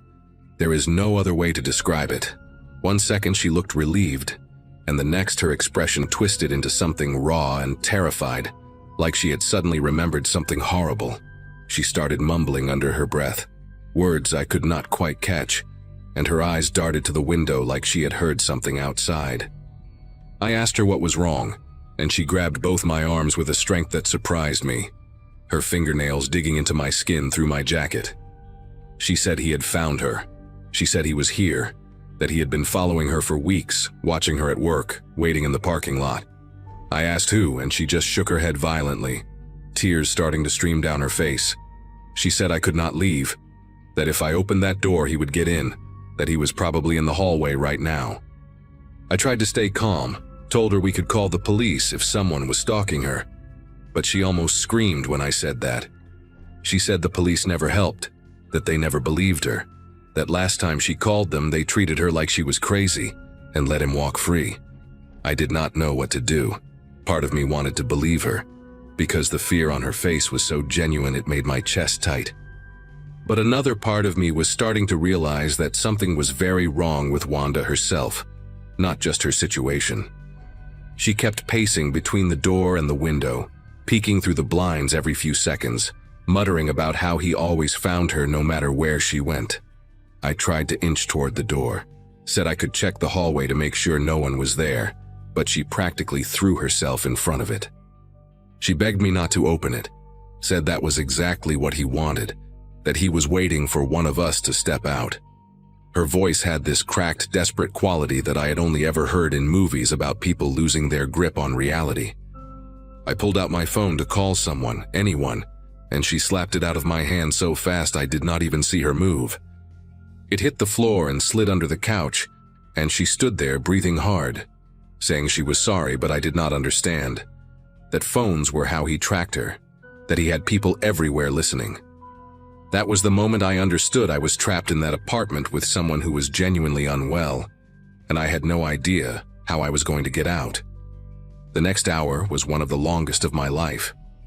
Wanda kept moving around the apartment like a caged animal, checking the window, pressing her ear against the door, whispering things I could not hear. I sat on the couch trying to figure out my options, but every time I shifted my weight or made any movement toward the door, she would snap her attention to me with this look that made me stay perfectly still. Around 1 a.m, she went into the kitchen and came back holding a knife. Not a small one either, but a proper chef's knife with a blade that caught the dim light from the ceiling fixture. She was not pointing it at me, just holding it at her side, but my whole body went cold seeing it in her hand. She said it was for protection, that if he broke through the door, she needed to be ready. I told her to put it down, that she was scaring me, and she looked at me with these hollow eyes and said I was the only person she could trust, that everyone else had abandoned her, that I was the only one who understood. I did not understand anything except that I needed to get out of there before the situation got worse. She started talking then, really talking, and I let her because I thought maybe if she got whatever was inside her out, she might calm down enough for me to leave. She told me about her ex-husband, a man named Craig who she said had been hunting her since she left him 3 years ago. She said he was connected, that he had friends in law enforcement, that he could find her anywhere she went no matter how many times she moved or changed jobs. Some of what she said sounded plausible at first, the way abusers sometimes do stalk their victims, the way the system fails women who try to escape. But then she started saying things that made less sense, like how Craig could hear through walls, how he had put something in her food once that let him track her heartbeat, how he had hired people at every job she ever worked to report back on her movements. She said the car breaking down was not an accident, that he had done something to it, that he wanted her stranded and vulnerable. Every few minutes she would stop mid-sentence and hold up her hand for silence, convinced she had heard footsteps in the hall or breathing outside the window. Each time there was nothing but the hum of the refrigerator and the distant sound of traffic. By 3 a.m, I had been in that apartment for nearly 4 hours. My legs were cramping from sitting in the same position, afraid to move too much, and my eyes burned from exhaustion and the effort of staying alert. Wanda had finally stopped pacing and sat down in a chair facing the door, the knife resting across her lap like some kind of guardian talisman. She kept talking, but her words were getting slower, slurring together in ways that made it hard to follow. She would trail off in the middle of sentences, stare at nothing for minutes at a time, then suddenly jerk back to alertness and repeat something she had already said twice before. I realized she probably had not slept in days, maybe longer, and the exhaustion was finally starting to win against whatever adrenaline had been keeping her going. I stayed quiet, kept my breathing steady, and watched her eyelids grow heavier. Every time her chin would dip toward her chest, my heart would pound with the possibility of escape, and every time she would snap back awake and look around the room with wild confusion. But the intervals between those moments started getting longer, her head staying down for 30 seconds, then a minute, then longer still. I do not know exactly what time it was when I finally moved, maybe close to 4 in the morning. Wanda had gone completely still in the chair, her breathing deep and rhythmic, the knife still in her lap, but her grip on it loose. I sat there for what felt like an eternity, watching her chest rise and fall, terrified that any sound would bring her back. When I finally stood up, my knees almost buckled from being locked in place so long, and I had to bite the inside of my cheek to keep from making a noise. I moved toward the door one slow step at a time, avoiding the spots on the floor where I remembered the wood had creaked earlier. The deadbolt made a soft click when I turned it, and I held my breath so hard my chest ached. The chain lock was harder, my fingers clumsy and sweating, but I managed to slide it free without the metal rattling. I did not look back at her. I just opened the door as slowly as I could, slipped through the gap sideways, and eased it shut behind me. Then I walked down that dark hallway faster than I have ever walked anywhere in my life, took the stairs 2 at a time, and did not stop until I was in my car with the doors locked and the engine running. I drove straight home and sat in my parking lot until the sun came up, too wired to sleep, too shaken to do anything but replay the whole night in my head. When the store opened that morning, I called my manager and told him everything. He got quiet for a long moment, then said he would handle it. Turns out Wanda had a history that none of us knew about, episodes like this that had happened at her previous job before the transfer. The company had some kind of agreement with her, accommodations or something, but clearly whatever support system she had was not working anymore. She never came back to work after that night. I heard through another coworker a few weeks later that her family had come to get her, that she was getting help somewhere, but I never got details, and I did not ask for them. Part of me felt guilty for running, for not calling someone to check on her, for just saving myself and leaving her alone in that apartment. But another part of me knew that staying could have ended in a way I do not want to think about. That the knife in her lap was real even if the man in the hallway was not. I still think about Wanda sometimes, especially on nights when I have to close alone or walk through an empty parking lot after dark. I think about how fear can break a person so completely that they become the thing others need to fear. I think about how close I came to being in the wrong place at the wrong moment, when her mind finally snapped all the way. It took me months to stop checking my rearview mirror on the drive home from work, to stop flinching when someone grabbed my arm unexpectedly. I never found out what really happened to her, whether the ex-husband was real or just another part of the delusion, whether she ever got better, or if that night was just one stop on a longer fall. What I do know is that I got lucky. I got to walk out of that apartment, get in my car, and drive away from the worst night of my life. Not everyone gets that chance, and I have never forgotten it.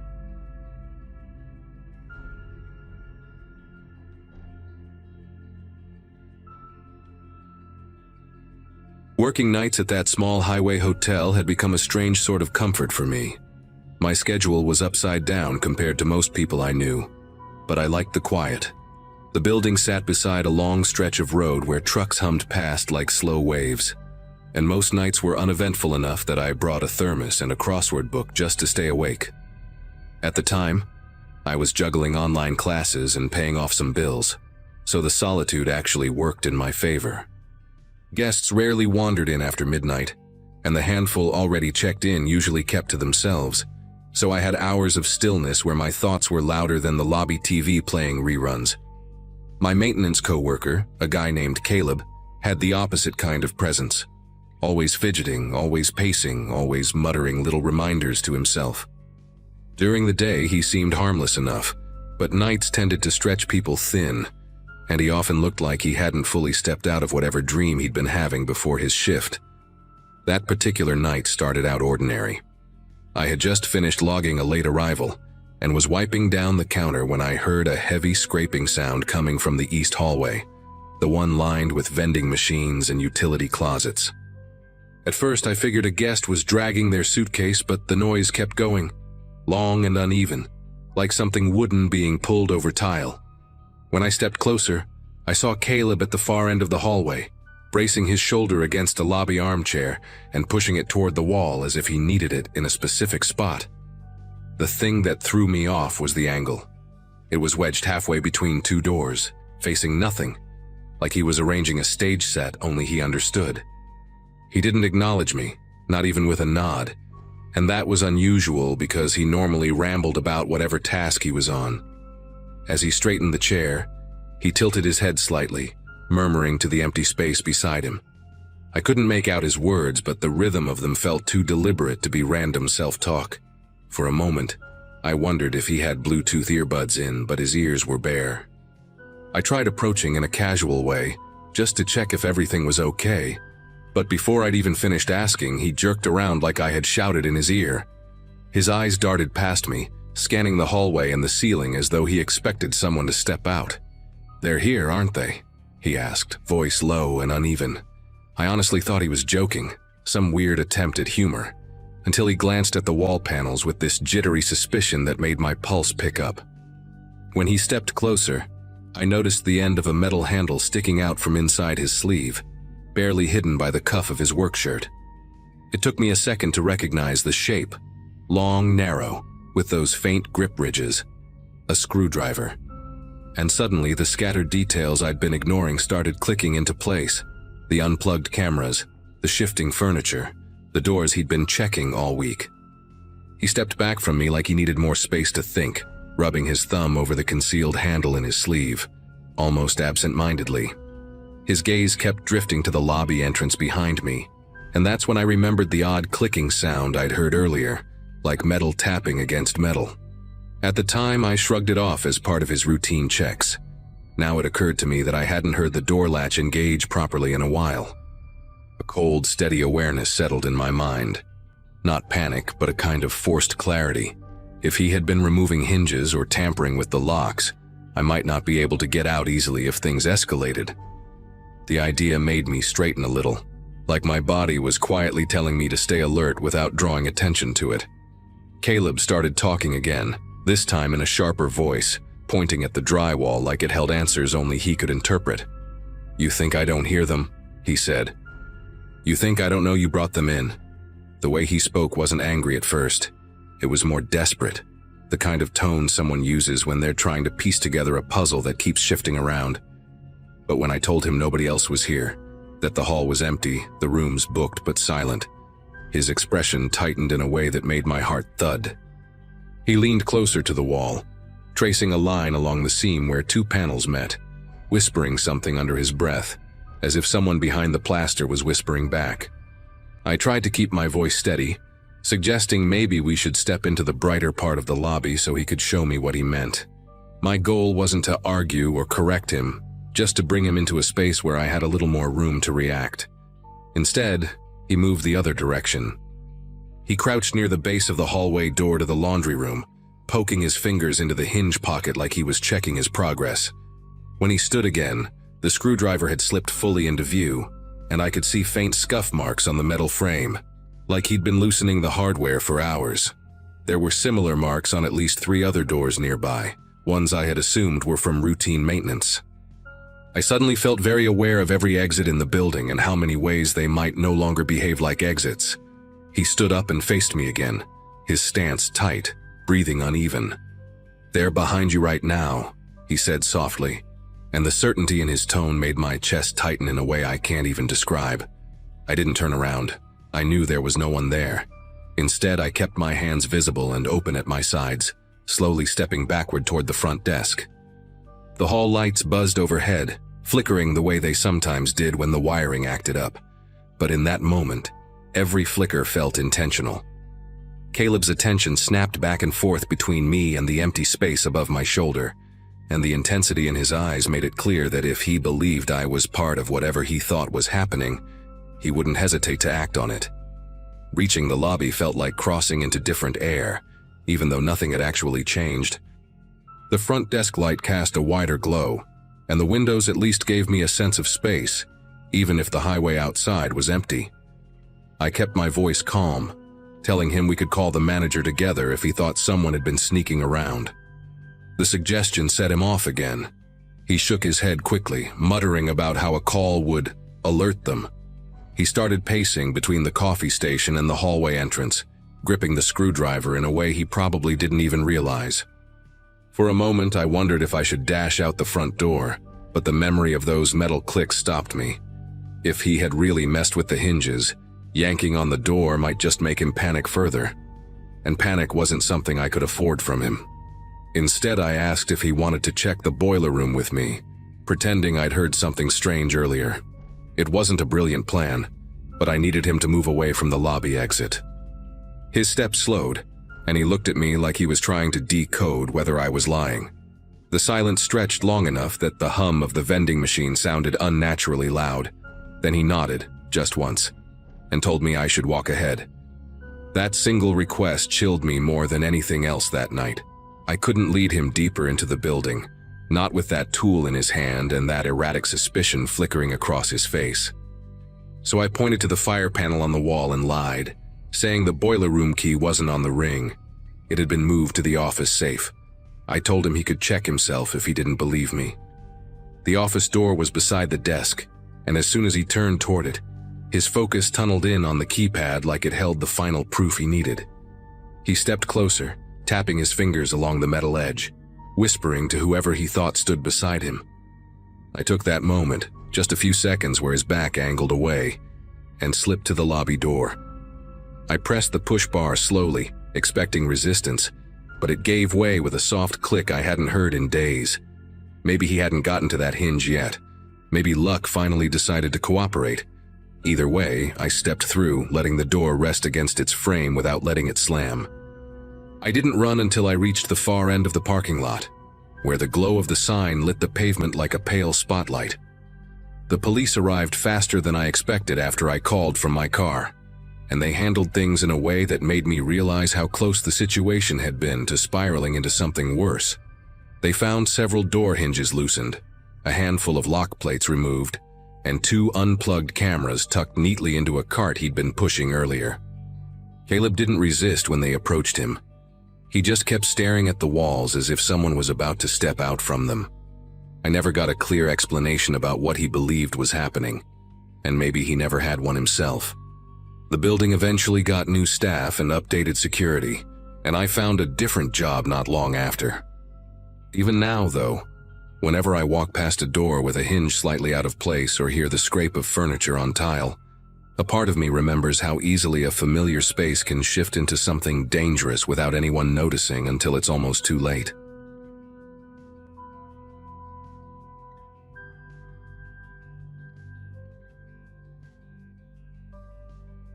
Most of my life has been a mix of odd jobs, and that particular winter I'd picked up a seasonal shift at a warehouse outside a small town where I was renting a second-floor unit in an aging apartment complex. My schedule had flipped upside down because of holiday demand, so I'd been working late nights finishing around midnight or a little after.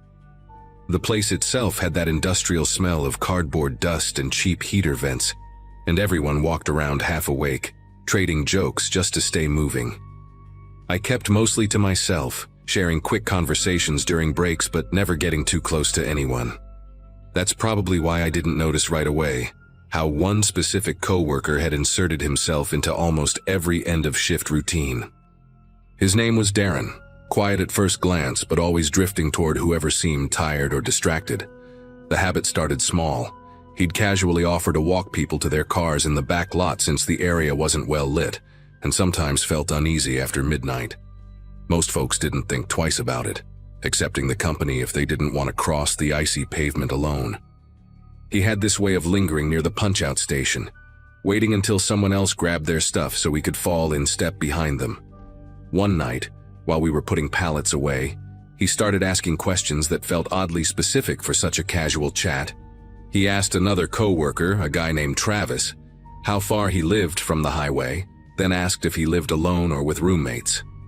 The questions sounded almost like he was preparing a survey, but without any normal reason behind it. Travis laughed it off, but I remember the way Darren watched him afterward, like he was storing the answers somewhere in his head. I figured maybe he was awkward socially, or trying too hard to make small talk, until he turned the same line of questioning toward me during break. He asked which direction I drove home, then asked if my building had underground parking or street parking. He went further than that, asking whether my neighbors were home often, and if people tended to leave their lights on late. He said it all like he was discussing weather patterns, totally casual, but something in the pacing of his questions felt unnatural. I tried answering vaguely without giving anything real. I mentioned traffic lights and general streets but kept it broad. He nodded along like he understood exactly where I lived, even though I'd been intentionally unclear. What bothered me wasn't the questions themselves, but how invested he seemed in each answer, like he was assembling a map. The night everything shifted happened after a long shift of sorting incoming shipments. Most of us clocked out at the same time and headed toward the back exit. I walked out with another coworker, Jenna, and we chatted a bit while the cold air hit us. Once she drove off, I noticed Darren standing near the dumpster enclosure beside the exit door. He wasn't smoking, wasn't on his phone, wasn't doing anything at all, just watching the parking lot. The lights from the warehouse cast this dull glow on him, and despite having clocked out at least 10 minutes before me, he hadn't left. I tried not to think too much of it, unlocked my car, and got inside. When I glanced in the rearview mirror before pulling out, he was still there, barely moving, his focus fixed on the rows of vehicles like he was waiting for something specific.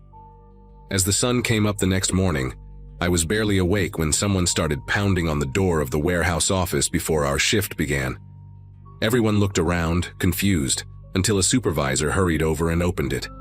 2 police officers stepped inside, their coats dusted with frost, and asked if they could speak with whoever had access to the overnight schedule. The room went quiet in that way where you can practically hear people thinking. One of the officers mentioned a break-in at an apartment complex across town.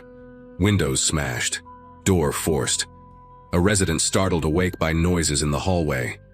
They said the suspect had been seen by a neighbor earlier in the night walking between buildings, checking which units had lights on and which didn't. I wasn't paying full attention until they described the complex, down to the weird bent railing by the stairwell. That was where I lived, and I had never mentioned that to anyone there. Our supervisor pointed them toward the manager's office, where they could pull the schedule and see who had left early or taken breaks at specific times. People started murmuring, wondering why the police were even here if the break-in was somewhere else in town. But I just stood there feeling a strange pressure in my chest, replaying the awkward questions Darren had asked. I tried to stay calm, but my mind kept circling back to the way he lingered outside the night before, watching cars leave one by one. When the officers stepped back out, they asked if anyone had noticed a coworker acting unusual recently, particularly someone who showed an interest in other employees' routines. The silence in the room became almost heavy, and a few people turned their eyes toward me, maybe because Darren had talked to me more than most. One of the officers approached and asked if I could step aside for a moment. He spoke quietly, explaining that the person seen near the break-in wore a dark jacket similar to what several people at the warehouse wore, so they were checking shifts and vehicle descriptions. When he asked if I lived near the complex, I nodded, and he raised an eyebrow, not accusing, just connecting dots. He asked if I'd told any coworkers about my address, and I said no, not in specific terms. He looked thoughtful for a second, then asked if I remembered anything strange from the night before. I hesitated, trying to choose my words carefully because everything felt surreal. Finally, I told him about Darren waiting by the back exit long after most of us had driven away, his focus on the parking lot, the unusual questions about where people lived. The officer wrote a few things down, thanked me, and then walked over to talk to the supervisor again. The rest of us gathered for the shift huddle, but nobody was paying attention to the usual safety reminders. Darren didn't show up for work that morning, which wasn't totally unheard of during seasonal chaos. People quit or got sick all the time. But considering everything that had just happened, his absence landed differently.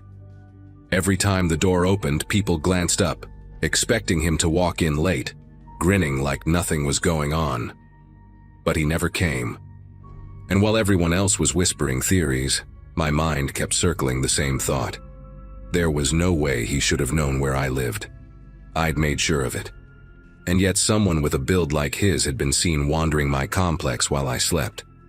By the time lunch rolled around, most of us were pretending to work while really just watching the entrance, waiting for the officers to come back with an update. They finally returned near the end of the shift and asked to speak with me again, this time in the manager's office. One of them explained that a neighbor at my complex had reported seeing the suspect walk directly toward the stairwell leading to my building. They had even mentioned something about the person pausing near my door, leaning in close as if listening. Hearing that made the whole room feel smaller. I kept thinking about how Darren had acted like he understood my vague directions, nodding like he was tracing an invisible map. The officers asked if I'd be willing to verify whether anything had been disturbed in my apartment once the shift ended, which I agreed to, even though the idea of walking back into that hallway made my stomach tighten in a way I couldn't ignore. When I returned to the complex with the officers following behind me, everything looked deceptively normal. Snow had piled up along the walkway, untouched except for the maintenance guy's footprints. My door was locked, just like I'd left it, and nothing seemed moved inside. But the officers pointed out something I hadn't noticed. Faint marks on the frame where someone had tried to pry it open. Shallow but distinct. I couldn't understand why anyone would target my unit specifically. My place wasn't valuable, and I'd given no one a reason to think otherwise. One officer checked the stairwell while another took a few photos. They asked again if any coworkers might hold a grudge or know where I lived. I kept thinking about Darren's quiet nods, his way of absorbing every answer people gave him. It didn't make sense, but at the same time it made too much sense to ignore. Over the next few days, work felt different. People were tense, watching each other in ways they hadn't before. Darren never came back. Not a call, not a text to the supervisor, nothing. His locker was still full of his stuff, including a notebook tucked behind a pair of gloves. Management handed it over to the police without opening it, but the rumor mill worked overtime. Some said it was full of maps and shift times. Others claimed it had addresses written in messy handwriting. Nobody knew for sure because the officers kept everything quiet. The only concrete thing we learned was that the break-in suspect matched Darren's height and gait almost exactly. That alone would have been unsettling, but knowing he'd singled me out with those questions made the whole situation sit wrong in my head. Weeks passed without any real updates, but the officers told me privately that whoever attempted the break-in hadn't been seen around the complex again. They suggested I change a few routines, stay aware, keep my lights on at night, and let them know if anything strange happened. I followed every piece of advice they gave. Darren was never arrested, never questioned. He had simply disappeared after that shift, leaving behind a trail of unease that none of us could shake. Eventually, the warehouse season ended, and everyone went their separate ways. But I still remember the quiet way he watched the parking lot that night, as if he were sorting people the same way we sorted boxes. I never found out what he wanted from me, or how far his plans went, but the break-in attempt stopped completely after he vanished. To this day, I don't know if that was supposed to be a warning or the end of something he hadn't finished.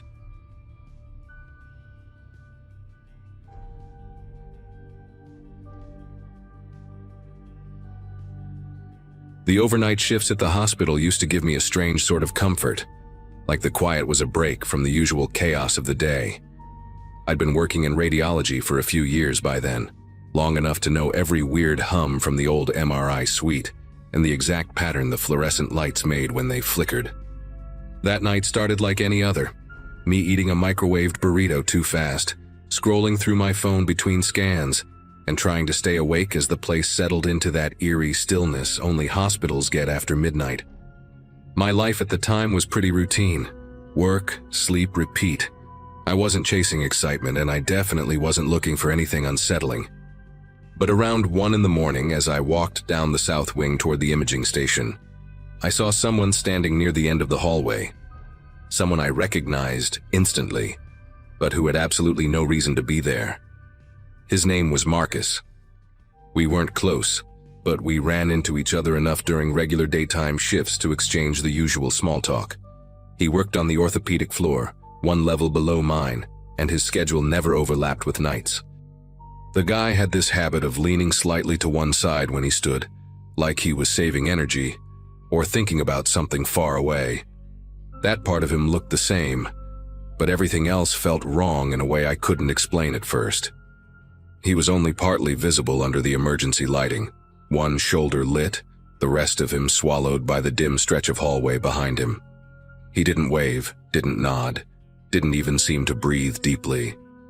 Just watched me as if he'd been standing there long before I turned the corner, waiting for me to notice. I called out to him, something casual like, "Dude, what are you doing up here?" expecting him to laugh or tell me someone screwed up his schedule. Instead, he tilted his head just a little as if the movement was delayed or he was mimicking something he'd seen humans do before but hadn't mastered. Then he repeated my exact words back at me, same tone, same pacing, just slower, like the sound had to travel through something thick before it reached me. It caught me so off guard that I actually stopped walking for a second, trying to make sense of it. I asked again if he was all right, and he repeated that too, a beat later, every syllable stretched thin. No emotion, no confusion, just this blank expression that never shifted, not even when I stepped closer to him. It felt less like someone responding and more like a recording lagging behind. I told him I'd call security if he didn't explain what was going on, and he finally turned away, disappearing into the stairwell without making a sound. I figured maybe he was having some sort of episode or messing with me, but something about the way he moved, smooth, almost too smooth, didn't line up with the guy I knew. I went back to my station trying to shake it off, chalking it up to exhaustion. But 15 minutes later, when I left the imaging room to grab a chart, he was there again. Different hallway this time, closer to my wing, standing half hidden behind a supply cart like he'd been placed there on purpose. Same posture, same stare, same complete stillness. And when I said his name, he didn't even blink. He just began to repeat it back to me, dragging out the sound as if testing the weight of it for the first time. The more the night dragged on, the harder it became to convince myself this was some strange misunderstanding. I even checked the staffing sheet at the nurse's station, scrolling through the roster twice just to be sure I wasn't mixing up names or dates. Marcus wasn't assigned anywhere in the building that night. The orthopedic floor was staffed with a completely different team, and nobody had swapped shifts. Still, every time I stepped into a new hallway, whether I was heading to the CT room or cutting through the short corridor by the elevators, he was already there.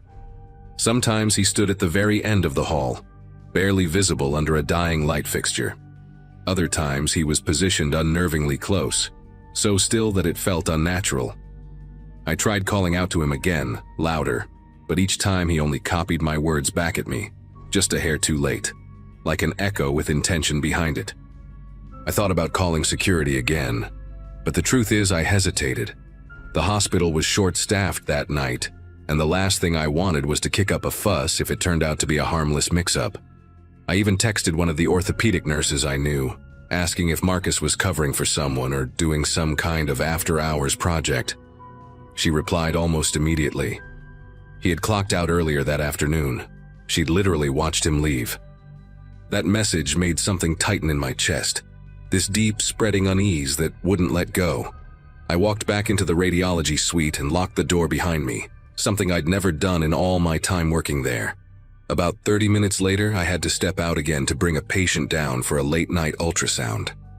I wasn't exactly thrilled about leaving the safety of my room, but I couldn't justify ignoring a scheduled scan.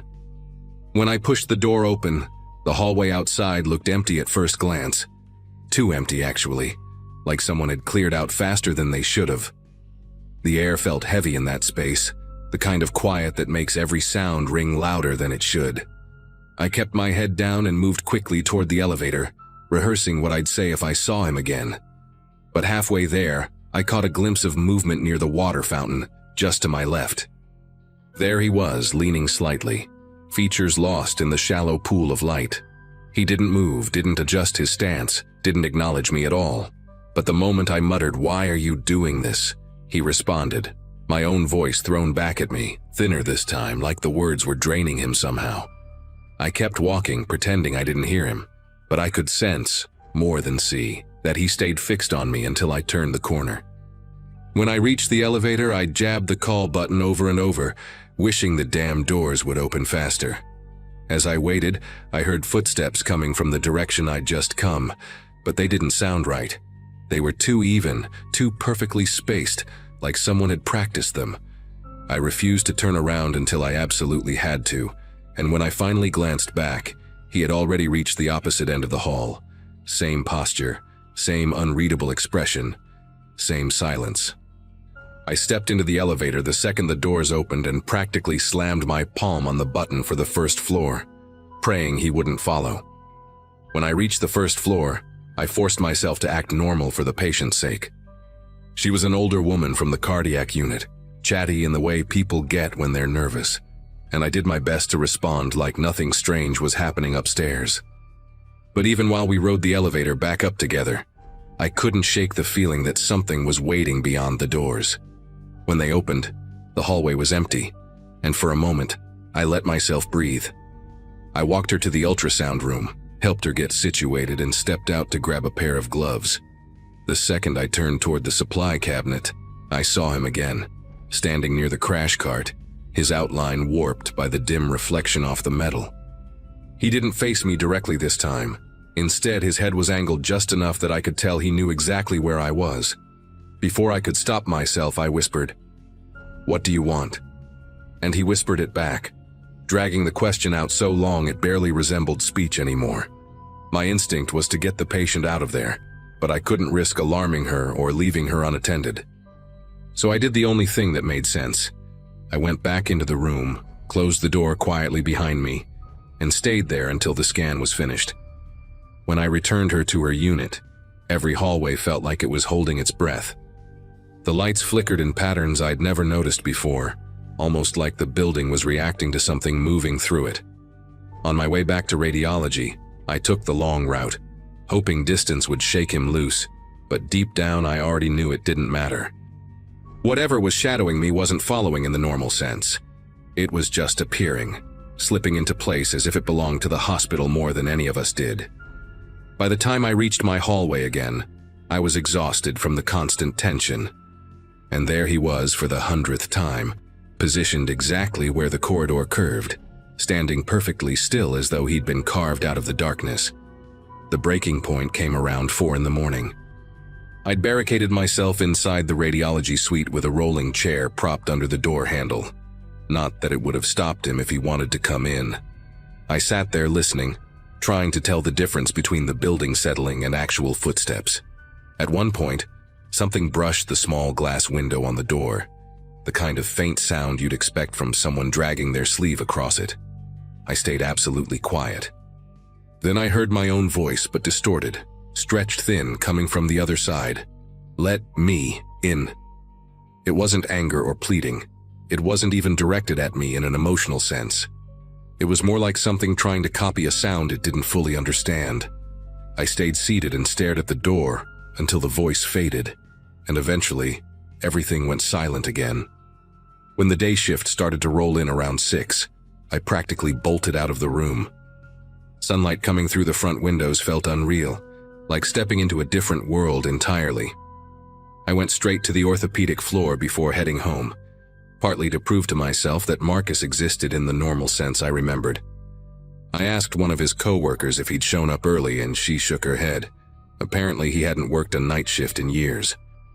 Later that afternoon, after I'd finally slept a few hours, I called him directly, not to confront him, but just to hear if he sounded okay. He picked up sounding completely normal, confused as to why I was asking about the night shift. I didn't tell him the details. There's no way he would have believed me. But I did ask one last question before hanging up. "Were you anywhere near the hospital last night?" He said no without hesitation. And the thing that still messes with me is how certain I am that he was telling the truth.